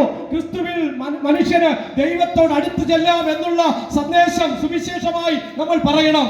और पाप के द्वारा जो मनुष्य परमेश्वर से दूर हो गया था, जो मृत्यु का हकदार बन गया था, उस मनुष्य को प्रभु यीशु मसीह के द्वारा उस पवित्रताई में, उस स्वर्गीय राज्य में प्रवेश वापस मिल गया है। परमेश्वर के साथ वापस मिलाप मिल चुका है। ये संदेश आपको देना है। സഭയുടെ പ്രവർത്തനങ്ങളിലൂടെ, ജീവിതത്തിലൂടെ ഈ സന്ദേശം ലോകം അറിയണം। कलीसिया का जो कर्म है, उसके जो काम है, उसके द्वारा ये संदेश लोगों तक पहुंचाना है। സഭയുടെ പ്രവൃത്തി എന്ന് പറഞ്ഞാൽ എന്താണ്? സ്നേഹം, സ്നേഹാധിഷ്ഠിതമായ പ്രവർത്തനങ്ങളിലൂടെ സഭയെ ഈ ലോകം അറിയണം। സഭയിലൂടെ ലോകം ക്രിസ്തുവിനെ കണ്ടെത്തണം। और कलीसिया का काम क्या है? सबसे पहला प्रेम। उस प्रेम के द्वारा कलीसिया को, संसार को परमेश्वर को दिखाना है। അടുത്തത് സാക്ഷ്യം വഹിക്കുന്നതിലൂടെ സഭ ഈ സന്ദേശം അറിയിക്കണം। और तीसरी बात, आपकी गवाही के द्वारा इस संदेश को आपको जताना है। സാക്ഷ്യം എന്ന വാക്കിന് മൂലഭാഷയിൽ എന്താണ്? രക്തസാക്ഷിത്വം എന്ന അർത്ഥമാണ് നമുക്ക് കാണാൻ സാധിക്കുന്നത്। और शहीदी को भी दिखाते हैं। गवाह जब बनता है तो उसको शहीदी भी दर्शाया जाता है। ആ ദൈവത്തോട് ഈ ലോകത്തെ ഒന്ന് ചേർത്ത് കൊണ്ടുവരാൻ, ക്രിസ്തുവുമായി ഈ ലോകത്തെ ഒന്ന് ബന്ധിപ്പിക്കാൻ, മരിക്കേണ്ടി വന്നാൽ മരിക്കാനും തയ്യാറുള്ളവരായിരിക്കണം സഭ। और उन लोगों को, संसार को मनुष्य परमेश्वर की तरफ लेकर जाने के लिए, अगर उसके लिए आपका प्राण भी आपको दाम चुकाना पड़े, तो उसके लिए तैयार होना है। ഈ ലോകത്തെ ദൈവവുമായി ബന്ധിപ്പിക്കാൻ, എനിക്കും നിങ്ങൾക്കും ദൈവവുമായി ഒരു ബന്ധം നൽകാൻ, ബന്ധം ഉണ്ടാക്കി തരാൻ നമുക്ക് വേണ്ടി മരിച്ച് ജീവിച്ചവനാ ക്രിസ്തു। और मेरे और आपकी दूरी को हटाकर परमेश्वर की तरफ लेकर जाने के लिए प्रभु यीशु मसीह ने अपने प्राण को भी कुर्बान किया है। ക്രിസ്തുവിന്റെ സ്ഥാനപതികളായി, ക്രിസ്തുവിന്റെ അംബാസഡേഴ്സായി ക്രിസ്തു ചെയ്ത ദൗത്യം ചെയ്യാൻ സഭയെ ദൈവം വിളിക്കുമ്പോൾ ക്രിസ്തു പറഞ്ഞു, ആരെങ്കിലും എന്നെ അനുഗമിപ്പാൻ ഇച്ഛിച്ചാൽ, if anyone come after me, take up his cross and follow me। और इसीलिए मसीह यीशु जब बताते हैं कि जब आपको संदेश देना है, तो उस संदेश में एक मुख्य बात मसीह यीशु भी कहता है कि अगर कोई मेरे पीछे होना चाहता है, तो उसको अपने क्रूस को लेकर मेरे पीछे आना है। ക്രിസ്തുവിന് വേണ്ടി മരിക്കാൻ സന്നദ്ധമല്ലാത്ത ഒരു ജീവിതമാണ് നമ്മൾ ജീവിക്കുന്നതെങ്കിൽ ഓർക്കുക, നമ്മൾ ജീവിക്കുന്നത് ക്രിസ്തുവിന്റെ ജീവിതമല്ല। अगर हम मसीह के लिए अपना शहीद होने के लिए भी तैयार नहीं है, या फिर अपनी जान को कुर्बान करने के लिए तैयार नहीं है, तो फिर हम मसीह के लिए नहीं जी रहे हैं। നമ്മുടെ വാക്കുകളിലൂടെ മാത്രമല്ല, നമ്മുടെ ജീവിതത്തിലൂടെയും പ്രവൃത്തികളിലൂടെയും ലോകം സുവിശേഷം കേൾക്കണം, അറിയണം, അനുഭവിക്കണം। केवल हमारे शब्दों के द्वारा नहीं, लेकिन हमारे जीवन शैली, हमारे जीवन के द्वारा भी संसार को यह पता लगाना है कि मसीह कौन है। മറ്റുള്ളവരോട് ക്ഷമിക്കുന്നതിലൂടെ, മറ്റുള്ളവരുടെ മുമ്പിൽ താഴ്മയോടെ പ്രവർത്തിക്കുന്നതിലൂടെ, അവരോട് ദയയുള്ളവരായി തീരുന്നതിലൂടെ ക്രിസ്തുവിനെ ഈ ലോകത്തിന് പ്രതിഫലിപ്പിക്കണം। आपकी नम्रता और जिस समान आप लोगों को क्षमा करते हैं, उन सभी के द्वारा भी आपको बताना है कि मसीह कौन है। മത്തായി എഴുതിയ സുവിശേഷം 5-ാം അധ്യായം 16-ാമത്തെ വാക്യത്തിൽ ക്രിസ്തു പറയുന്നത്, നിങ്ങളുടെ നല്ല പ്രവൃത്തികൾ കണ്ട് ഈ ലോകം സ്വർഗ്ഗസ്ഥനായ പിതാവിനെ മഹത്വപ്പെടുത്തട്ടെ എന്നാണ്। मत्ती 5:16 में समान लिखा है कि आपके भले कर्मों को देखकर ये संसार स्वर्ग पिता का महिमा करे। ക്രിസ്തു പറഞ്ഞതുപോലെ ഇങ്ങനെ ഒരു അംബാസഡറായിട്ട്, ക്രിസ്തുവിന്റെ സ്ഥാനപതിയായിട്ട് ഇറങ്ങിത്തിരിക്കുമ്പോൾ സ്വാഭാവികമായിട്ടും നമ്മെ പുറകിലേക്ക് വലിക്കുന്ന ചില യാഥാർത്ഥ്യങ്ങളുണ്ട്। ये जरूर है कि आपको राजदूत बनाकर मसीह ने जब रखा है, तो फिर कुछ ना कुछ सामर्थ्य, शक्ति या फिर कुछ चीजें होंगी जो आपको आपके काम करने के लिए आपको नहीं अनुमति देगी। ഒരു ശക്തനായ സ്ഥാനപതിയാകാൻ തടസ്സമായി നമ്മുടെ മുന്നിൽ, സഭയുടെ മുന്നിൽ നിൽക്കുന്ന പ്രതിബന്ധങ്ങൾ എന്തൊക്കെയാണ്? और हम लोग शक्तिशाली रूप से हमारा काम करें, उसकी रुकावट के लिए कौन हमारे सामने है? ഞങ്ങളെ തള്ളിക്കളയുമോ, ഞങ്ങളെ റിജക്റ്റ് ചെയ്യുമോ എന്നുള്ള ഭയം. एक डर ये है कि क्या हमें अलग किया जाएगा, क्या हमें त्यागा जाएगा. ഞങ്ങൾ പറയുന്ന സുവിശേഷം ഈ സമൂഹം കേട്ടില്ലെങ്കിൽ ഞങ്ങൾ എന്ത് ചെയ്യും? अगर जो सुसमाचार हम सुना रहे हैं, ये सुसमाचार अगर लोगों ने नहीं सुना तो वो क्या करेंगे? ഞങ്ങളെ അടിച്ചോടിച്ചാൽ ഞങ്ങൾ എന്ത് ചെയ്യും? अगर उन्होंने नहीं माना क्या करेंगे? हमें मारा तो वो क्या करेंगे? പൗലോസ് അപ്പോസ്തലൻ മറുപടി പറയുന്നു, I am not ashamed of the gospel of Christ. और पौलुस कहता है कि मैं सुसमाचार सुनाने फैलाने से लज्जित नहीं हूं. സുവിശേഷത്തെക്കുറിച്ച് എനിക്ക് ലജ്ജയില്ല. सुसमाचार के कारण मैं लज्जित नहीं हूं. സുവിശേഷം ആദ്യം യഹൂദനും പിന്നെ യവനനും രക്ഷയ്ക്കായി ദൈവശക്തിയാകുന്നു. और सुसमाचार पहले यहूदी के लिए और फिर यूनानी के लिए उद्धार का कारण बनता है. മറ്റൊരു ഭാഗത്ത് അപ്പോസ്തലൻ പറയുന്നുണ്ട്, സുവിശേഷം ആർക്കെങ്കിലും ഭോഷത്വമായി തോന്നുന്നുണ്ടെങ്കിൽ നശിച്ചു പോകുന്നവർക്ക് അങ്ങനെ തോന്നുന്നത്. और पौलुस कहता है कि अगर सुसमाचार किसी को लगता है कि ये भोष्क है तो फिर वो नाश होने वाले के लिए है. The cross is foolishness those who are perishing. और क्रूस जो है, जो मूर्ख है, उसके लिए ही नाश की वस्तु बताई जाती है. But for us who are being saved, it is the power of God. लेकिन हम लोग जो उद्धार के लिए हैं, वो क्रूस हमारे लिए सामर्थ का कारण बनती है. സുവിശേഷം എന്ന് പറയുന്നത് രക്ഷിക്കപ്പെടുന്നവർക്ക് ദൈവശക്തിയാണ്, അത് ഈ ലോകത്തിൽ ഭോഷത്വമാണ്. और सुसमाचार जो उद्धार पाए हुए हैं उनके लिए सामर्थ और संसार के लिए वो मूर्खता है. നോക്കിക്കേ, ഫിയർ ഓഫ് റിജക്ഷൻ, തള്ളിക്കളയുമോ തിരസ്കരിക്കപ്പെടുമോ എന്നുള്ള ഭയം കൊണ്ട് സഭ പിന്നോട്ട് മാറിയാൽ അപ്പോസ്തലൻ നമ്മെ പ്രബോധിപ്പിക്കുന്നുണ്ട്, സുവിശേഷത്തെക്കുറിച്ച് ലജ്ജയില്ലാതെ സഭ സുവിശേഷമായി മുന്നോട്ട് പോകണം. और अगर आप सुसमाचार के कारण अगर आप लज्जित होते हैं या फिर आप ये भय रखते हैं कि आपकी कौन सुनेगा, तो फिर पौलुस कहता है कि सुसमाचार से आपको लजाना नहीं है. രാവിലെ നമ്മൾ കേട്ടു, നമ്മുടെ രക്ഷാപ്രവർത്തനം എങ്ങനെയാണ് നടക്കുന്നതിന്റെ പ്രോസസ്സിനെ പറ്റി നമ്മൾ ചിന്തിച്ചു. और सुबह सुबह हमने सुना कि हम उद्धार किस समान प्राप्त करते हैं, हम किस समान बचाए गए हैं. നീതീകരണം, വിശുദ്ധീകരണം, തേജസ്കരണം എന്നിങ്ങനെ 3 തലങ്ങളിലൂടെയാണ് നമ്മുടെ രക്ഷ നടക്കുന്നത്. धार्मिकता और उसके बाद पवित्रताई और उसके बाद आपका महिमामय, ये 3 जो स्तर हैं, इसमें आपका बचाव होता है, उद्धार होता है. എന്തുകൊണ്ടാണ് ഈ രക്ഷാ പ്രവർത്തനം അല്ലെങ്കിൽ ഇത്ര വലിയൊരു പ്രോസസ്സിലൂടെ നമ്മുടെ രക്ഷ നടക്കുന്നത്? और क्यों उद्धार हमारे इन तीनों भागों से होता है? നമ്മുടെ വീണ്ടെടുപ്പ് അത്രയേറെ വിലയേറിയതായതുകൊണ്ടാണ്. क्योंकि हमारा उद्धार जो है, हमारा मोल लिया जाना, वो उतना ही कीमती है. इसीलिए ക്രിസ്തുവിന്റെ രക്തം മൂലം പാപമോചനം ലഭിച്ച സഭ और मसीह यीशु के लहू के द्वारा जो कलीसिया ने पाप से विमुक्ति प्राप्त की है, വിശുദ്ധീകരണത്തിലൂടെ അല്ലെങ്കിൽ വേർപെട്ട ജീവിതത്തിലൂടെ തേജസ്കരണത്തിലേക്ക് നടന്നുകൊണ്ടിരിക്കുകയാണ്. और पवित्रताई के साथ, उसके बाद महिमा के साथ वो आगे बढ़ती जाती है. ഇത്ര മഹത്തായ രക്ഷയെ പറ്റിയുള്ള തിരിച്ചറിവ് ദൈവസഭയ്ക്കുണ്ടെങ്കിൽ സഭ അടങ്ങിയിരിക്കാൻ പറ്റത്തില്ല. സഭ ഈ സന്ദേശം ലോകത്തോട് അറിയിക്കുക തന്നെ വേണം. और इस गंभीरता को अगर कलीसिया समझ पाती है और इस मूल्य को अगर कलीसिया समझ पाती है, तो कलीसिया शांत नहीं रहेगी. कलीसिया इस उद्धार के बारे में प्रचार करेगी. എല്ലാവരെയും നിർബന്ധിതമായി സഭയ്ക്കകത്തേക്ക് പിടിച്ചുകൊണ്ട് വരണമെന്ന് കർത്താവ് പറഞ്ഞിട്ടില്ല. परमेश्वर ने यह नहीं कहा है कि आपको जबरदस्ती सबको कलीसिया के अंदर बुलाना है. നിങ്ങളെ ആരെങ്കിലും എതിർത്താൽ, നിങ്ങൾ പറയുന്ന സുവിശേഷം കേൾക്കാതിരുന്നാൽ, നിങ്ങളുടെ കാലിലെ ചെരുപ്പിലെ പൊടി അവിടെ തട്ടിക്കളഞ്ഞിട്ട് തിരിച്ചു പോരാനാ കർത്താവ് പറഞ്ഞത്. मसीह यीशु ने कहा है कि जो सुसमाचार जो आप फैलाते हो, आप संदेश जब देते हो, अगर वो किसी ने नहीं माना है, तो अपने पांव का जो चप्पल का मिट्टी है वहां धूल झाड़ कर फिर आप आ जाना. കേൾക്കുന്നവരെ കേൾപ്പിച്ചാൽ മതി, കേൾക്കാൻ താല്പര്യമില്ലാത്തവരെ നിർബന്ധിച്ച് കേൾപ്പിക്കാൻ കർത്താവ് പറഞ്ഞിട്ടില്ല. परमेश्वर ने यही कहा है कि जो सुनना चाहता है केवल उसी को सुनाए, जबरदस्ती जो सुनना नहीं चाहता है उसको ये ना सुनाए. സുവിശേഷ നിമിത്തമുള്ള ഏത് കഷ്ടപ്പാടുകളെയും സഹിക്കാൻ സഭ തയ്യാറാകണം.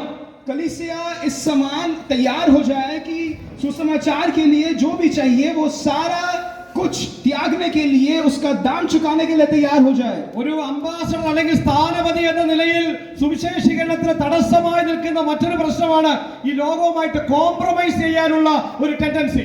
और सुसमाचार के लिए जब राजदूत बनकर आप बनते हैं तो फिर एक इस समान की क्षमता आपके अंदर आ जाती है कि संसार के साथ आप समझौता करें। സുവിശേഷകരോട് ദൈവസഭയോട് ശക്തമായ ദൈവത്തിന്റെ സന്ദേശമുണ്ട്. ലോകത്തോട് അനുരൂപരാകരുത്. ഈ ലോകവുമായി നമുക്ക് മിങ്കിളാകാൻ പറ്റത്തില്ല. നമ്മുടെ സുവിശേഷത്തിന്റെ സന്ദേശം വ്യത്യസ്തമാണ്. ആ വ്യത്യസ്തതയോടുകൂടി തന്നെ അത് അവതരിപ്പിക്കപ്പെടണം. और आपको जब संसार में रखा गया है तो वचन यूं कहता है कि आप इस संसार के सदृश ना बने, आप अलग किए गए लोग हैं और इसलिए आपका जीवन भी अलग होना जरूरी है। മറ്റൊരു തടസ്സമെന്ന് പറയുന്നത് നമ്മൾ ആരെയാണ് പ്രസന്റ് ചെയ്യുന്നതെന്ന് സഭ മറന്നു പോകരുത്. और कलीसिया कभी भी ये ना भूले कि आप किसको दर्शा रहे हैं। ലോകത്തിന്റെ രക്ഷകനായ ക്രിസ്തുവിനെയാണ് നമ്മൾ അവതരിപ്പിക്കുന്നത്. और हम लोग मसीह को दिखाते हैं जो संसार का उद्धार करता है। ലോകത്തിന് ക്രിസ്തുവല്ലാതെ മറ്റൊരു രക്ഷകനില്ല. संसार का उद्धार मसीह के विरुद्ध कोई कहीं से नहीं आता। ബൈബിൾ വളരെ ശക്തമായിട്ടും പറയുന്നു, there is no other way for salvation. कोई और मार्ग नहीं जहां से उद्धार हो सके except the name of Jesus. केवल और केवल मसीह का नाम। മറ്റാരിലും രക്ഷയില്ല. किसी और में भी उद्धार नहीं है। സ്വർഗ്ഗത്തിലും ഭൂമിയിലും മനുഷ്യൻ രക്ഷിക്കപ്പെടാനുള്ള ഏക നാമം യേശുക്രിസ്തു മാത്രമാണ്. और स्वर्ग में पृथ्वी में एक ही नाम है जिससे मनुष्य बच सकता है, वो नाम है यीशु का नाम। ലോകത്തിന്റെ ഏറ്റവും അടിയന്തരമായ ആവശ്യം സുവിശേഷമാണ്. और संसार की सबसे अहमियत जरूरत यही है सुसमाचार। ഈ ലോകത്തിലെ ഏറ്റവും വലിയ ബിഗ് ബ്രേക്കിംഗ് ന്യൂസ് ആണ് സുവിശേഷം എന്ന് പറയുന്നത്. और सबसे बड़ी ताजा खबर अगर इस संसार में किसी को देना है तो फिर वो है सुसमाचार। ഒരു വലിയ ഫ്ലൈറ്റ് ആക്സിഡന്റ് അല്ലെങ്കിൽ ട്രെയിൻ ആക്സിഡന്റ് മറ്റൊക്കെ നടന്നാൽ അത് വലിയ വാർത്തയായിട്ട് പത്രങ്ങളുടെ ഫ്രണ്ട് പേജിൽ നമ്മൾ വായിക്കാറുണ്ട്. और अगर कोई फ्लाइट में अगर कुछ गड़बड़ हो जाता है या फिर कोई अकस्मात हो जाता है तो हम लोग न्यूज में देखते हैं, बहुत बड़ी खबर वो बन जाती है। നമ്മുടെ ടിവിയിലും പത്രമാധ്യമങ്ങളിലൊക്കെ നമ്മൾ എഴുതി വായിക്കാറുണ്ട്, बिग ब्रेकिंग न्यूज ആയിട്ട് വായിക്കാറുണ്ട്. और हम लोग टीवी में उसको देखते हैं, न्यूज़पेपर में उसको पढ़ते हैं कि ताजा खबर इस समान लिखकर वो आती है।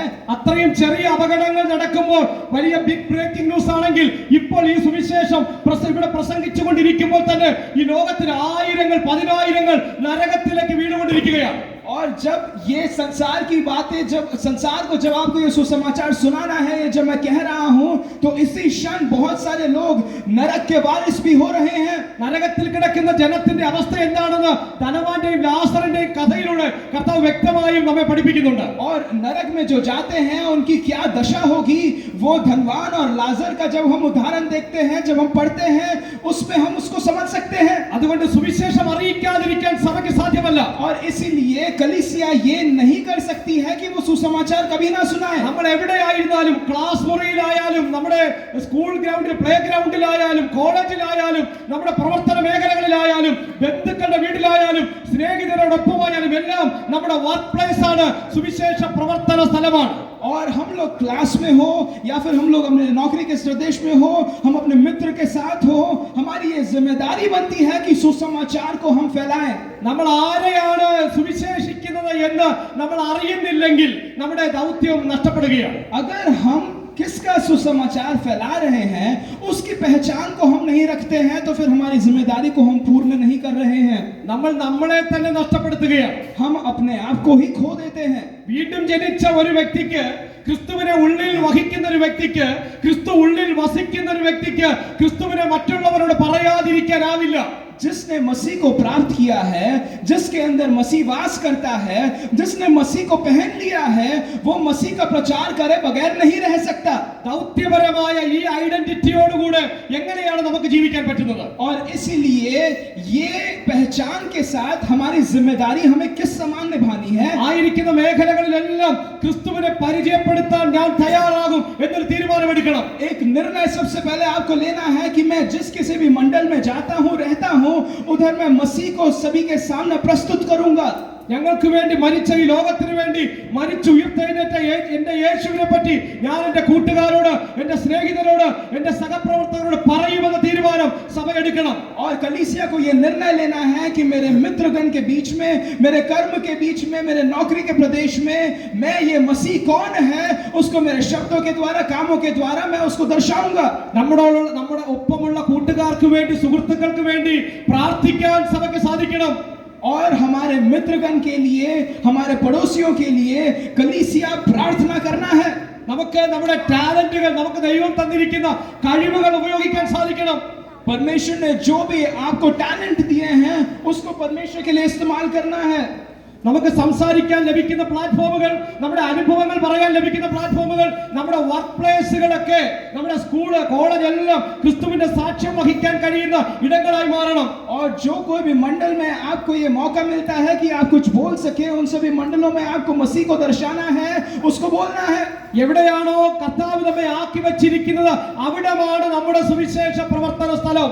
जहां कहीं भी मसीह ने आपको अभी रखा है वो आपका सुसमाचार फैलाने वाला जगह बन जाता है। സ്കൂളിൽ പഠിക്കുന്ന കുഞ്ഞുങ്ങളാണെങ്കിൽ ക്രിസ്തുവിനെ കൊടുക്കാൻ പറ്റുന്ന സ്ഥലം നമ്മുടെ സ്കൂൾ തന്നെയാണ്. अगर स्कूल में आप पढ़ते हैं तो फिर मसीह को दर्शाने वाला आपके लिए सबसे बेहतर जगह കോളേജാണെങ്കിൽ കോളേജാണ് നമ്മുടെ വർക്ക് പ്ലേസ്. अगर कॉलेज है तो आपका कॉलेज है मसीह को दिखाने वाला जगह। മേഖലകൾ ക്രിസ്തുവിനെ സുവിശേഷിക്കാൻ പറ്റുന്ന പ്രവർത്തന സ്ഥലങ്ങളായി മാറണം. और आपके नौकरी करने वाले प्रदेश मसीह का सुसमाचार फैलाने वाला जगह आपका हो जाए।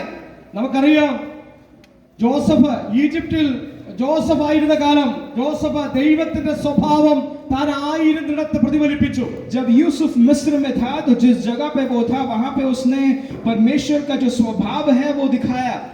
ജാതികളായ ആളുകൾ ദൈവത്തെ അറിയാത്തവർ അവർ കണ്ട സ്വപ്നം ജോസഫ് അവർക്ക് വ്യാഖ്യാനിച്ചു കൊടുക്കുന്നതിന് മുമ്പ് പറയുന്നൊരു കാര്യമുണ്ട്. സ്വപ്ന വ്യാഖ്യാനം ദൈവത്തിനുള്ളത്, അത് എന്നോട് പറയുവിൻ. और इस समान जब संसार के लोग उसके पास आते थे और उसके स्वप्न के बारे में बताते थे तो वो कहता है कि स्वप्न का जो अर्थ है वो यहोवा के द्वारा आता है, आप मुझे बताएं क्या स्वप्न है।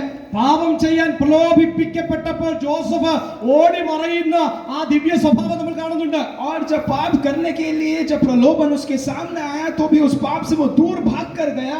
इस समान का स्वभाव हम देख सकते हैं। മനുഷ്യൻ പ്രതിസന്ധി ഘട്ടത്തിൽ എപ്പോഴൊക്കെ ആയിട്ടുണ്ടോ അവിടെയെല്ലാം ജോസഫ് ദൈവത്തിന്റെ നാമത്തിൽ അവർക്ക് വേണ്ടി പ്രവർത്തിക്കുന്നത് കാണാം. और जहां कहीं भी वो रखा गया था उन सभी जगहों पे जिस किसी को भी मदद की जरूरत थी हम देख सकते हैं कि यूसुफ परमेश्वर के नाम पे उन सब की मदद भी करता है। ജോസഫിന്റെ സ്വഭാവം ഒരു നല്ല സുവിശേഷമായിരുന്നു.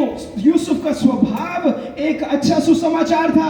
പഴയ നിയമത്തിൽ നമ്മൾ മറ്റൊരു വ്യക്തിയെ കാണുന്നു, ദാനിയേൽ. ബാബിലോൺ പ്രവാസത്തിലായിരുന്ന ദാനിയേൽ. और दानियल के बारे में भी हम पुराने नियम में देखते हैं। താൻ യാതൊരു വിധമായ കോംപ്രമൈസും കൂടാതെ ഒരു അഡ്ജസ്റ്റ്മെന്റിനും തയ്യാറാകാതെ തന്റെ ദൈവത്തിന് വേണ്ടി നിലകൊണ്ടവനാണ്. और किसी भी प्रकार का समझौता ना करते हुए परमेश्वर के लिए सिर खड़ा हुआ, टिका हुआ एक बालक।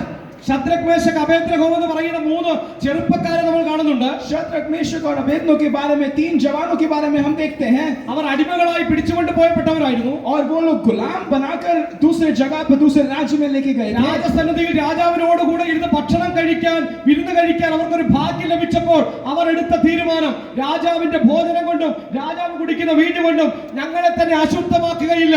और जब एक सौभाग्य की बात मिली गई कि राजा के साथ उसके मेज में वो खाना खा सके तो उस वक्त वो कहते हैं कि राजा जिस बर्तनों से खाना खाता है उस बर्तन के साथ हम लोग अपने आप को खाकर अशुद्ध अपवित्र नहीं करना चाहते। തെരുവീതിയിൽ തന്റെ ഭാര്യ കളിയാക്കിയപ്പോൾ പോലും ദാവീദ് ദൈവത്തെ സ്തുതിക്കാൻ നൃത്തം ചെയ്യാൻ മടി കാണിച്ചില്ല.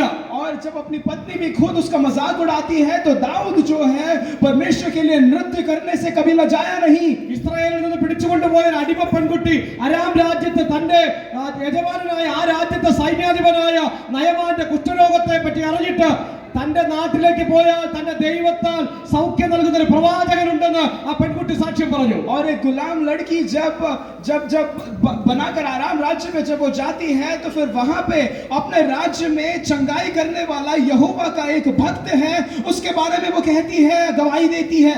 മോവാബ്യ ദേശത്ത് ചെന്നിട്ട് എല്ലാം നഷ്ടപ്പെട്ടവളായി സകലതും തകർന്ന് തിരിച്ച് സ്വന്തം നാട്ടിലേക്ക് വരുമ്പോഴും നവോമിയോടൊപ്പം ഒരു രൂത്ത് എന്തൊക്കെയോ ഒരു പ്രതീക്ഷയില്ലാതിരുന്നിട്ടും കൂടെ വരാൻ ഒരു രൂത്ത് ഉണ്ടായിരുന്നു. കാരണം എന്താണെന്നറിയാമോ? നവോമിയുടെ ദൈവത്തെ പറ്റി നവോമി രൂത്തിന് പറഞ്ഞു കൊടുത്തു. और जो मोआब के जगह से भी हटकर जब वापस आए तो उस वक्त नवोमी के साथ रूत वो खड़ी रही। उसका कारण ये था कि नवोमी ने अपने परमेश्वर के बारे में रूत को बताया था। കർത്താവായ യേശുക്രിസ്തു അഞ്ചപ്പം കൊണ്ട് 5000 പേരെ പോഷിപ്പിക്കുന്ന ആ ഒരു സംഭവം ഉണ്ടല്ലോ, അവിടെ അഞ്ചപ്പം കർത്താവിന്റെ കൈകളിൽ കൊടുത്തത് ഒരു ബാലകനായിരുന്നു. और हमने ये भी सुना है जहां पे 5 रोटी और 2 मछलियों से 5000 लोगों को परमेश्वर ने तृप्त किया, वहां पर एक बालक था। സഭയ്ക്ക് ദൗത്യ സംബന്ധമായ പ്രവർത്തനങ്ങളിൽ ഏർപ്പെടാൻ പ്രായ വ്യത്യാസമില്ല. ഇപ്പോൾ പറഞ്ഞ ബാലികയെ പോലെ, ആ ആൺകുട്ടിയെ പോലെ, ആ മാതാവിനെ പോലെ നമ്മൾ എവിടെയായിരിക്കുന്നു, എസ്തറിനെ പോലെ, രൂത്തിനെ പോലെ, നാം ഏത് മേഖലകളിലായിരുന്നാലും, ദാനിയേലിനെ പോലെ, ശദ്രക് മേശക് അബേദ്നെഗോവിനെ പോലെ, ജോസഫിനെ പോലെ ദൈവത്തിന് സാക്ഷ്യം വഹിക്കാൻ, ദൈവത്തിന്റെ ഭക്തന്മാരായി ജീവിക്കാൻ, തങ്ങളുടെ ജീവിതത്തിലൂടെ ദൈവത്തെ വെളിപ്പെടുത്തി കൊടുക്കാൻ നമുക്ക് സാധിക്കും. और इसलिए कोई भी आपकी उम्र जो है सुसमाचार को फैलाने से आपको रोकती नहीं है, क्योंकि आप उस बालक को देख ले, उस गुलाम को देख ले, रूत को देख ले, नओमी को देख ले, शद्रक मेशक अबेदnego को देख ले, दानियल, एस्तर, इन सभी को देख ले. उम्र आपको सुसमाचार को फैलाने से रोकती नहीं है. ഒരു ചോദ്യം നമുക്ക് നമ്മോട് ചോദിക്കാമോ? എത്ര അവസരങ്ങൾ എന്റെ നിങ്ങളുടെ ജീവിതത്തിൽ ദൈവം നമുക്ക് നൽകുന്നുണ്ട് ഓരോ ദിവസങ്ങളിലും. और कितने ही अवसर, मौके संदेश को फैलाने के लिए परमेश्वर आपको देता है. എത്രത്തോളം നമുക്ക് ക്രിസ്തുവിന്റെ സാക്ഷികളാകാൻ പറ്റുന്നുണ്ട്? और कितना ही आप परमेश्वर के लिए गवाह बन पा रहे हैं. എവിടെയാണ് സുവിശേഷം പറയാനുള്ള സാധ്യത എന്ന് പറയുന്നത്? और सुसमाचार को फैलाने का सबसे बढ़िया मौका कहाँ मिलता है? മനുഷ്യന്റെ തകർച്ചകളാണ്, മനുഷ്യന്റെ വേദനകളാണ്, മനുഷ്യന്റെ രോഗങ്ങളാണ്, അവന്റെ പരിമിതികളാണ്, അവന്റെ പ്രയാസങ്ങളാണ് സുവിശേഷം പറയാനുള്ള ഏറ്റവും വലിയ സാധ്യത എന്ന് പറയുന്നത്. एक मनुष्य का दर्द जो है, जब मनुष्य टूट जाता है, जब मनुष्य थक जाता है, हार जाता है, श्रमित हो जाता है, सीमित हो जाता है, वहां पे एक अच्छा मौका बनता है कि आप उस परमेश्वर को उस मनुष्य के सामने दर्शाएं. കാരണം എല്ലാം ഉള്ളപ്പോൾ, എല്ലാ സുഖ സൗകര്യങ്ങളിലും ജീവിക്കുമ്പോൾ, സമ്പത്തുള്ളപ്പോൾ, രോഗമില്ലാതിരിക്കുമ്പോൾ, എല്ലാം നന്നായി നടക്കുമ്പോൾ ആർക്കും ദൈവത്തെ വേണ്ട. क्योंकि जब सब कुछ सही होता है, जब स्वास्थ्य होता है, तंदुरुस्ती होती है, धन होता है, सम्मान होता है, उस वक्त कोई भी मनुष्य परमेश्वर को नहीं चाहता है. മനുഷ്യന് ബലമുണ്ടെങ്കിൽ ദൈവത്തെ വേണ്ട. अगर बल उसके पास है तो मनुष्य परमेश्वर को नहीं चाहता. മനുഷ്യന് ജ്ഞാനമുണ്ടെങ്കിൽ ദൈവത്തെ വേണ്ട. अगर उसके पास ज्ञान है तो वो परमेश्वर को नहीं चाहता. ഏതെങ്കിലും ഒരു ആത്മിക പാരമ്പര്യം ഉണ്ടെന്ന് അഭിമാനിച്ചാൽ അവന് ദൈവത്തെ വേണ്ട. और किसी भी तरीके से उसका आदर है, उसको समाज में मिलता है, तो वो परमेश्वर को नहीं चाहता. വിശുദ്ധ ബൈബിൾ നമ്മൾ ഇങ്ങനെ വായിക്കുന്നു, ജ്ഞാനികളെ ലജ്ജിപ്പിക്കാൻ ദൈവം ഭോഷത്വമായത് തിരഞ്ഞെടുത്തു. और परमेश्वर का वचन कहता है कि मूर्ख को, ज्ञानी को लज्जित करने के लिए परमेश्वर ने मूर्ख को इस्तेमाल किया है. ബലമുള്ളതിനെ ലജ്ജിപ്പിക്കാൻ ദൈവം ബലഹീനമായതിനെ തിരഞ്ഞെടുത്തു. और बलवान को लज्जित करने के लिए परमेश्वर ने बलहीन को इस्तेमाल किया है. ഉള്ളതിനെ ഇല്ലായ്മ ചെയ്യാൻ ദൈവം നീചവും നികൃഷ്ടവും ഏതുമില്ലാത്തതിനെയും തിരഞ്ഞെടുത്തു. और जो कुछ है उसको हटाने के लिए शून्यता से परमेश्वर ने चीजों को बताया है, उसको प्रकट किया है. എന്തുകൊണ്ടാ ദൈവം ആർക്കും വേണ്ടാത്തതിനെ തിരഞ്ഞെടുത്തത്? എന്തുകൊണ്ടാ ദൈവം ഭോഷത്വമുള്ളതിനെ തിരഞ്ഞെടുത്തത്? എന്തുകൊണ്ടാ ദൈവം ബലഹീനമായതിനെ തിരഞ്ഞെടുത്തത്? और क्यों परमेश्वर ने शून्यता से चीजों को उठाया? क्यों परमेश्वर ने मूर्ख को इस्तेमाल किया? क्यों परमेश्वर ने जो खाली है उसको इस्तेमाल किया? ഒരു ജഡവും തങ്ങളിൽ തന്നെ പ്രശംസിക്കാതിരിക്കാൻ. क्योंकि कोई भी मनुष्य अपने ऊपर बड़ाई ना कर पाए. നമ്മുടെ ദൗത്യം എന്ന് പറയുന്നത്, പ്രിയമുള്ളവരെ, ഒരു ജഡവും തങ്ങളിൽ തന്നെ പ്രശംസിക്കാതിരിക്കാൻ ദൈവം ബലഹീനമായതിനെയും ഒന്നുമില്ലാത്തതിനെയും ഏതുമില്ലാത്തതിനെയും ഭോഷത്വമായതിനെയും തെരഞ്ഞെടുത്തു. और ताकि कोई भी अपनी बड़ाई ना कर सके, इसलिए परमेश्वर ने जो मूर्ख है उसका इस्तेमाल किया, जो खाली है उसका इस्तेमाल किया, जो बलहीन है उसका इस्तेमाल किया. ഇന്ന് രാത്രി എന്റെ നിങ്ങളുടെ തെരഞ്ഞെടുപ്പിനെ പറ്റി ഒരു നിമിഷം നമുക്ക് ഓർക്കാൻ സാധിക്കുമോ? और इसलिए आज रात के समय तुम्हारी और मेरी बुलाहट के बारे में क्या आप समझ सकते हैं? पहचान के बारे में समझ सकते हैं? ഏതുമില്ലാത്ത അവസ്ഥയിൽ നിന്ന് കർത്താവ് നമ്മെ തെരഞ്ഞെടുത്തു. और एक शून्य अवस्था से परमेश्वर ने हमें चुनकर उठाया. തന്റെ സുവിശേഷം മറ്റുള്ളവരോട് അറിയിക്കാൻ കർത്താവ് നമ്മെ നിയോഗിച്ചിരിക്കുന്നു. और उसका सुसमाचार फैलाने के लिए परमेश्वर ने हमें जिम्मेदारी दी है. നമുക്ക് എത്രത്തോളം നമ്മെ ഏൽപ്പിച്ചിരിക്കുന്ന ദൗത്യത്തിൽ വിശ്വസ്തരാകാൻ സാധിക്കുന്നുണ്ട്? और हम लोगों को ये जो जिम्मेदारी दी गई है उसमें हम लोग कितना ही ज्यादा हम हमारे जिम्मेदारी को ജസ്റ്റിഫൈ कर पा रहे हैं. ഇന്ന് രാത്രി വ്യക്തിപരമായി നമുക്ക് ഒന്ന് പറയാൻ സാധിക്കട്ടെ, ഞാൻ ക്രിസ്തുവിന്റെ സ്ഥാനപതിയാണ്. और इसलिए हम कह सके कि मैं स्वर्ग का, मसीह का राजदूत हूँ. ഞാൻ എവിടെ പോയാലും, ഞാൻ എവിടെയായിരുന്നാലും ഞാൻ ക്രിസ്തുവിന്റെ സാക്ഷ്യം വഹിക്കും. मैं जहाँ कहीं पे भी जाऊँ, जहाँ कहीं पे भी हूँ, मैं मसीह का गवाह बनूंगा. ഞാൻ സത്യത്തിന് വേണ്ടി നിലകൊള്ളും. सच्चाई के लिए मैं खड़ा रहूंगा. ഞാൻ ക്രിസ്തുവിന്റെ പ്രകാശമായി ശോഭിക്കും. और मैं मसीह का ज्योति बनकर मैं चमकूंगा. എന്റെ സ്നേഹം കൊണ്ട് ഞാൻ എന്റെ സമൂഹത്തെ നേടും. मेरे प्रेम से मैं संसार को जीतूंगा. എന്റെ ജീവിതം കൊണ്ട് ഞാൻ എന്റെ സമൂഹത്തെ ക്രിസ്തുവിലേക്ക് ആകർഷിക്കും. मेरे जीवन के द्वारा द्वारा समाज को मसीह से मैं आकर्षित कराऊंगा। ക്രിസ്തുവിന്റെ ജീവിതം ജീവിക്കാൻ നിയോഗിക്കപ്പെട്ട നമുക്ക് ക്രിസ്തുവിന്റെ ജീവിതമല്ലാതൊരു ജീവിതം ഈ ലോകത്തിലില്ല. और मैं जब मसीह को चुना हूं तो फिर मसीह को हटाकर मेरे को कोई जीवन नहीं जीना है। രാത്രിയിൽ നമ്മുടെ ഉള്ളിൽ നിന്ന് ഒരു ചോദ്യം ഉയരട്ടെ, ദൈവം എന്നെ നിയോഗിച്ചിരിക്കുന്നത് എവിടെയാണ്? और इसलिए एक सवाल आप अपने आप से कहें कि परमेश्वर ने मुझे कहां रखा है? എന്റെ സുവിശേഷ പ്രവർത്തന മേഖല എവിടെയാണ്? मेरा सुसमाचार फैलाने का जगह कौन सा है? സ്കൂളിൽ പഠിക്കുന്ന കുഞ്ഞുങ്ങളാണോ? നിങ്ങളുടെ പ്രവർത്തന സ്ഥലം സ്കൂളാണ്. अगर स्कूल में आप पढ़ते हैं तो आपका जगह स्कूल है। കോളേജിലാണെങ്കിൽ അവിടെയാണ് നിങ്ങളുടെ പ്രവർത്തന സ്ഥലം. अगर आप कॉलेज में हैं तो आपका सुसमाचार फैलाने का जगह वो है। നിങ്ങൾ ജോലി ചെയ്യുന്ന മേഖലകളിൽ ക്രിസ്തുവിനെ പ്രതിഫലിപ്പിക്കണം. आपके नौकरी करने वाले जगह पे मसीह को आपको दर्शाना है। എത്രത്തോളം എന്റെ ജീവിതം കൊണ്ട് എനിക്ക് ക്രിസ്തുവിനെ പ്രതിഫലിപ്പിക്കാൻ സാധിക്കുന്നുണ്ട്? और मेरे जीवन के द्वारा मैं कितना ही संसार को मसीह को दर्शा सकता हूं। ക്രിസ്തുവിന് വേണ്ടി ജീവിച്ചുകൊണ്ട് ഞാൻ മൂല്യാധിഷ്ഠിതമായി ജീവിക്കുമ്പോൾ, ഈ ലോകം എന്നെ വെല്ലുവിളിക്കുമ്പോൾ എനിക്ക് എങ്ങനെ അതിനെ നേരിടാൻ കഴിയുന്നുണ്ട്? और जब मैं मसीह को लेकर चलता हूं और संसार जब मेरे खिलाफ चुनौती लेकर आता है तो उसका सामना मैं किस समान करता हूं। പ്രിയമുള്ളവരെ, എന്റെ വാക്ക് ഞാൻ ഇവിടെ ഉപസംഹരിക്കുകയാണ്. प्रिय लोगों, मैं अपने शब्दों को मैं यहां समाप्त करता हूं। ക്രിസ്തുവിൽ നമ്മുടെ പദവികൾ എത്ര വലുതാണ്! मसीह में हमारे औहदे कितने बड़े हैं! എത്ര ശ്രേഷ്ഠമായ ഒരു വിളിയാണ്, തെരഞ്ഞെടുപ്പാണ് ദൈവം നമുക്ക് നൽകിയിരിക്കുന്നത്! कितनी ही श्रेष्ठ एक बुलाहट से परमेश्वर ने हमें चुना है। ലോക സ്ഥാപനത്തിന് മുൻപേ ക്രിസ്തുവിൽ ദൈവം നമ്മെ തെരഞ്ഞെടുത്തു. और संसार की उत्पत्ति से पहले परमेश्वर ने हमें चुना। നിത്യജീവന്റെ അവകാശികളായി ദൈവം നമ്മെ ഈ ലോകത്തിലാക്കിയിരിക്കുന്നു. अनंत काल का वारिस हमें बनाकर परमेश्वर ने चुना है। പൗലോസ് അപ്പോസ്തലൻ പറയുന്നു, നമ്മളെ സ്വർഗ്ഗത്തിൽ ഇരുത്തിയിരിക്കുന്നു എന്നാണ്. प्रेरित पौलुस कहता है कि आपको स्वर्ग में बैठा दिया है। ഈ ലോകത്തിൽ നമ്മൾ ജീവിക്കുന്നത് കേവലം താൽക്കാലികമായ ഒരു ജീവിതമാണ്. इस संसार में हम लोग केवल तात्कालिक रूप से जी रहे हैं। ഈ താൽക്കാലികമായ ലോക ജീവിതം കഴിഞ്ഞാൽ ക്രിസ്തുവിനോട് കൂടെ നമ്മൾ നിത്യതയിലേക്ക് എടുക്കപ്പെടും. और ये समय जब पूरा हो जाएगा तो हम लोग मसीह में अनंत काल के लिए उठाए जाएंगे। നാം സൃഷ്ടിക്കപ്പെട്ടിരിക്കുന്നത് 100 വർഷം കൊണ്ട് തീർന്നു പോകുന്ന ഈ ഭൗമിക ജീവിതത്തിലല്ല, ഒരിക്കലും നശിക്കാത്ത ദൈവത്തോടൊപ്പമുള്ള അന്തമായ നിത്യ കൂട്ടായ്മയിലേക്ക് നമ്മൾ വിളിക്കപ്പെട്ടിരിക്കുന്നത്.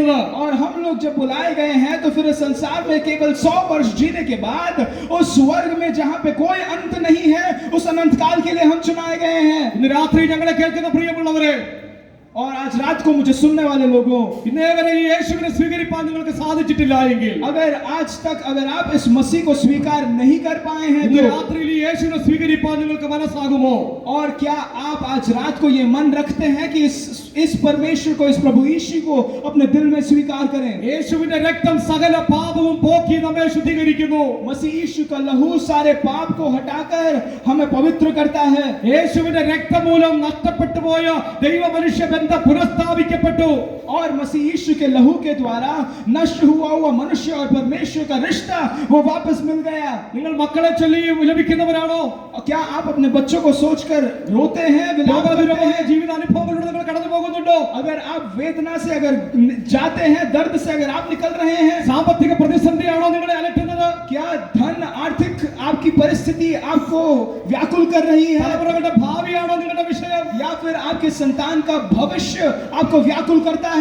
ഏത് വിധത്തിലുള്ള പ്രശ്നങ്ങളിലൂടെയാണ് നിങ്ങൾ കടന്നു പോകുന്നതെങ്കിലും ഇന്ന് രാത്രിയിൽ നിങ്ങളെ സ്പർശിക്കാൻ, നിങ്ങൾക്ക് സൗഖ്യം തരാൻ, നിങ്ങളെ വിടുവിക്കാൻ യേശുവിന് കഴിയും. और किसी भी स्तर या फिर किसी भी परिस्थिति में आप हो, उस परिस्थिति से छुटकारा प्रभु यीशु आपको दे सकता കർത്താവ് है। പറയുന്നു, ഞാൻ സകല ജഗത്തിന്റെയും ദൈവമായ യഹോവയാകുന്നു, എനിക്ക് കഴിയാത്ത വല്ല കാര്യവുമുണ്ടോ? परमेश्वर कहता है कि मैं सारी सृष्टि का यहोवा परमेश्वर हूँ, क्या मुझसे कोई भी बात असंभव है? ബൈബിൾ പറയുന്നു, യേശുവിൽ വിശ്വസിക്കുക, എന്നാൽ നീയും നിന്റെ കുടുംബവും രക്ഷ പ്രാപിക്കും. वचन कहती है कि मसीह यीशु पर तुम विश्वास करो तो तुम और तुम्हारा घराना उद्धार पाएगा। ഏത് പ്രശ്നങ്ങളിലൂടെ നിങ്ങൾ കടന്നു പോകുന്നവരാണെങ്കിലും ഇന്ന് രാത്രിയിൽ യേശുവിന് വേണ്ടി നിങ്ങളുടെ ഹൃദയങ്ങളെ സമർപ്പിച്ചു കൊടുക്കാമെങ്കിൽ ഇന്ന് നിങ്ങളുടെ ജീവിതത്തെ മാറ്റിമറിക്കാൻ കർത്താവ് സന്നദ്ധനാണ്. किसी भी परिस्थिति से अगर आप होकर गुजर रहे हो तो फिर उस परिस्थिति से छुटकारा देने के लिए प्रभु यीशु आज हमारे बीच में है। എനിക്ക് ഈ യേശുവിനെ വേണമെന്ന് ആഗ്രഹമുള്ളവർ നിങ്ങളുടെ കരങ്ങളൊന്ന് ഉയർത്താമോ? और अगर कोई ये समान चाहता है कि इस यीशु को मैं चाहता हूँ, ऐसी इच्छा अगर कोई रखता है तो अपने हाथों को ऊपर उठाएं। ഈ യേശുവിന് വേണ്ടി ഞാൻ ജീവിക്കുമെന്ന് ആഗ്രഹമുള്ളവർ തീരുമാനിക്കുന്ന കരങ്ങൾ ഉയർത്താമോ? और इस यीशु के लिए मैं जीवन बिताऊंगा, इस समान का निर्णय अगर करते हैं, अगर इच्छा आप रखते हैं तो आप अपने हाथों को उठाएं। പ്രിയമുള്ളവരെ, കരങ്ങൾ ഉയർത്തിയവരെ ഓർത്ത് ദൈവത്തിന് സ്തോത്രം ചെയ്യുന്നു. और जो हाथों को उठाए हैं उनको याद करते मैं परमेश्वर को धन्यवाद देता हूँ. ദൈവം നിങ്ങളെ അനുഗ്രഹിക്കുമാറാകട്ടെ. परमेश्वर आपको बहुत आयत से आशीष दे. നിങ്ങൾ ആയിരിക്കുന്ന ദേശങ്ങളിൽ അടുത്തുള്ള സഭകളിൽ ദൈവദാസന്മാരെ ചെന്ന് കണ്ടാൽ നിങ്ങൾക്ക് ആവശ്യമുള്ള ഉപദേശങ്ങൾ അവർ തരും. സഭയുമായി ചേർന്ന് പോകാനുള്ള ഉപദേശങ്ങൾ നൽകി തരും. जिस जगह पर आप रहते हैं उस जगह पर आपके नजदीकी कलीसिया में आप जाएं, यहाँ पे पासवानों से आप मिले तो इस मसीह के बारे में और भी परमेश्वर आपको बता कर देगा. അവസാനമായി സഭയോട് പറയട്ടെ, और आखिर में कलीसिया से मैं यही कहूंगा. അസാമിലെ ഒരു കുറെ മിഷണറിമാർ ഒരിക്കൽ കടന്നു വന്നു. आसाम में बहुत मिशनरी लोग जो हैं एक बार आए. അവിടെ അവർ വന്ന ഒരു ആദിവാസി പുരുഷനെയും അദ്ദേഹത്തിന്റെ ഭാര്യയും രണ്ട് മക്കളെയും മാനസാന്തരത്തിലേക്ക് നയിച്ചു.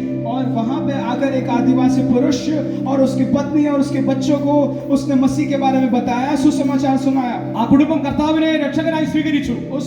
उस परिवार ने प्रभु यीशु को उद्धारकर्ता के तौर पर स्वीकार किया. ഇതറിഞ്ഞ ആ വില്ലേജിലെ തലവൻ വന്നിട്ട് അദ്ദേഹത്തോട് പറഞ്ഞു, നീ യേശുവിനെ ഉപേക്ഷിക്കണം. और ये सुनकर उस गांव का जो मुखिया था, वो मुखिया आकर उससे कहता है कि तुझे यीशु को त्यागना है, അല്ലെങ്കിൽ നിന്നെ കൊന്നുകളയുമെന്ന് പറഞ്ഞു. अगर तूने नहीं किया तो मैं तुम्हें मार दूंगा. അദ്ദേഹം പറഞ്ഞു, I have decided to follow Jesus. और वो कहता है कि मैंने ये ठान लिया है कि मैं मसीह का पीछा करूंगा. നിന്റെ രണ്ട് മക്കളെയും കൊന്നുകളയുമെന്ന് പറഞ്ഞു.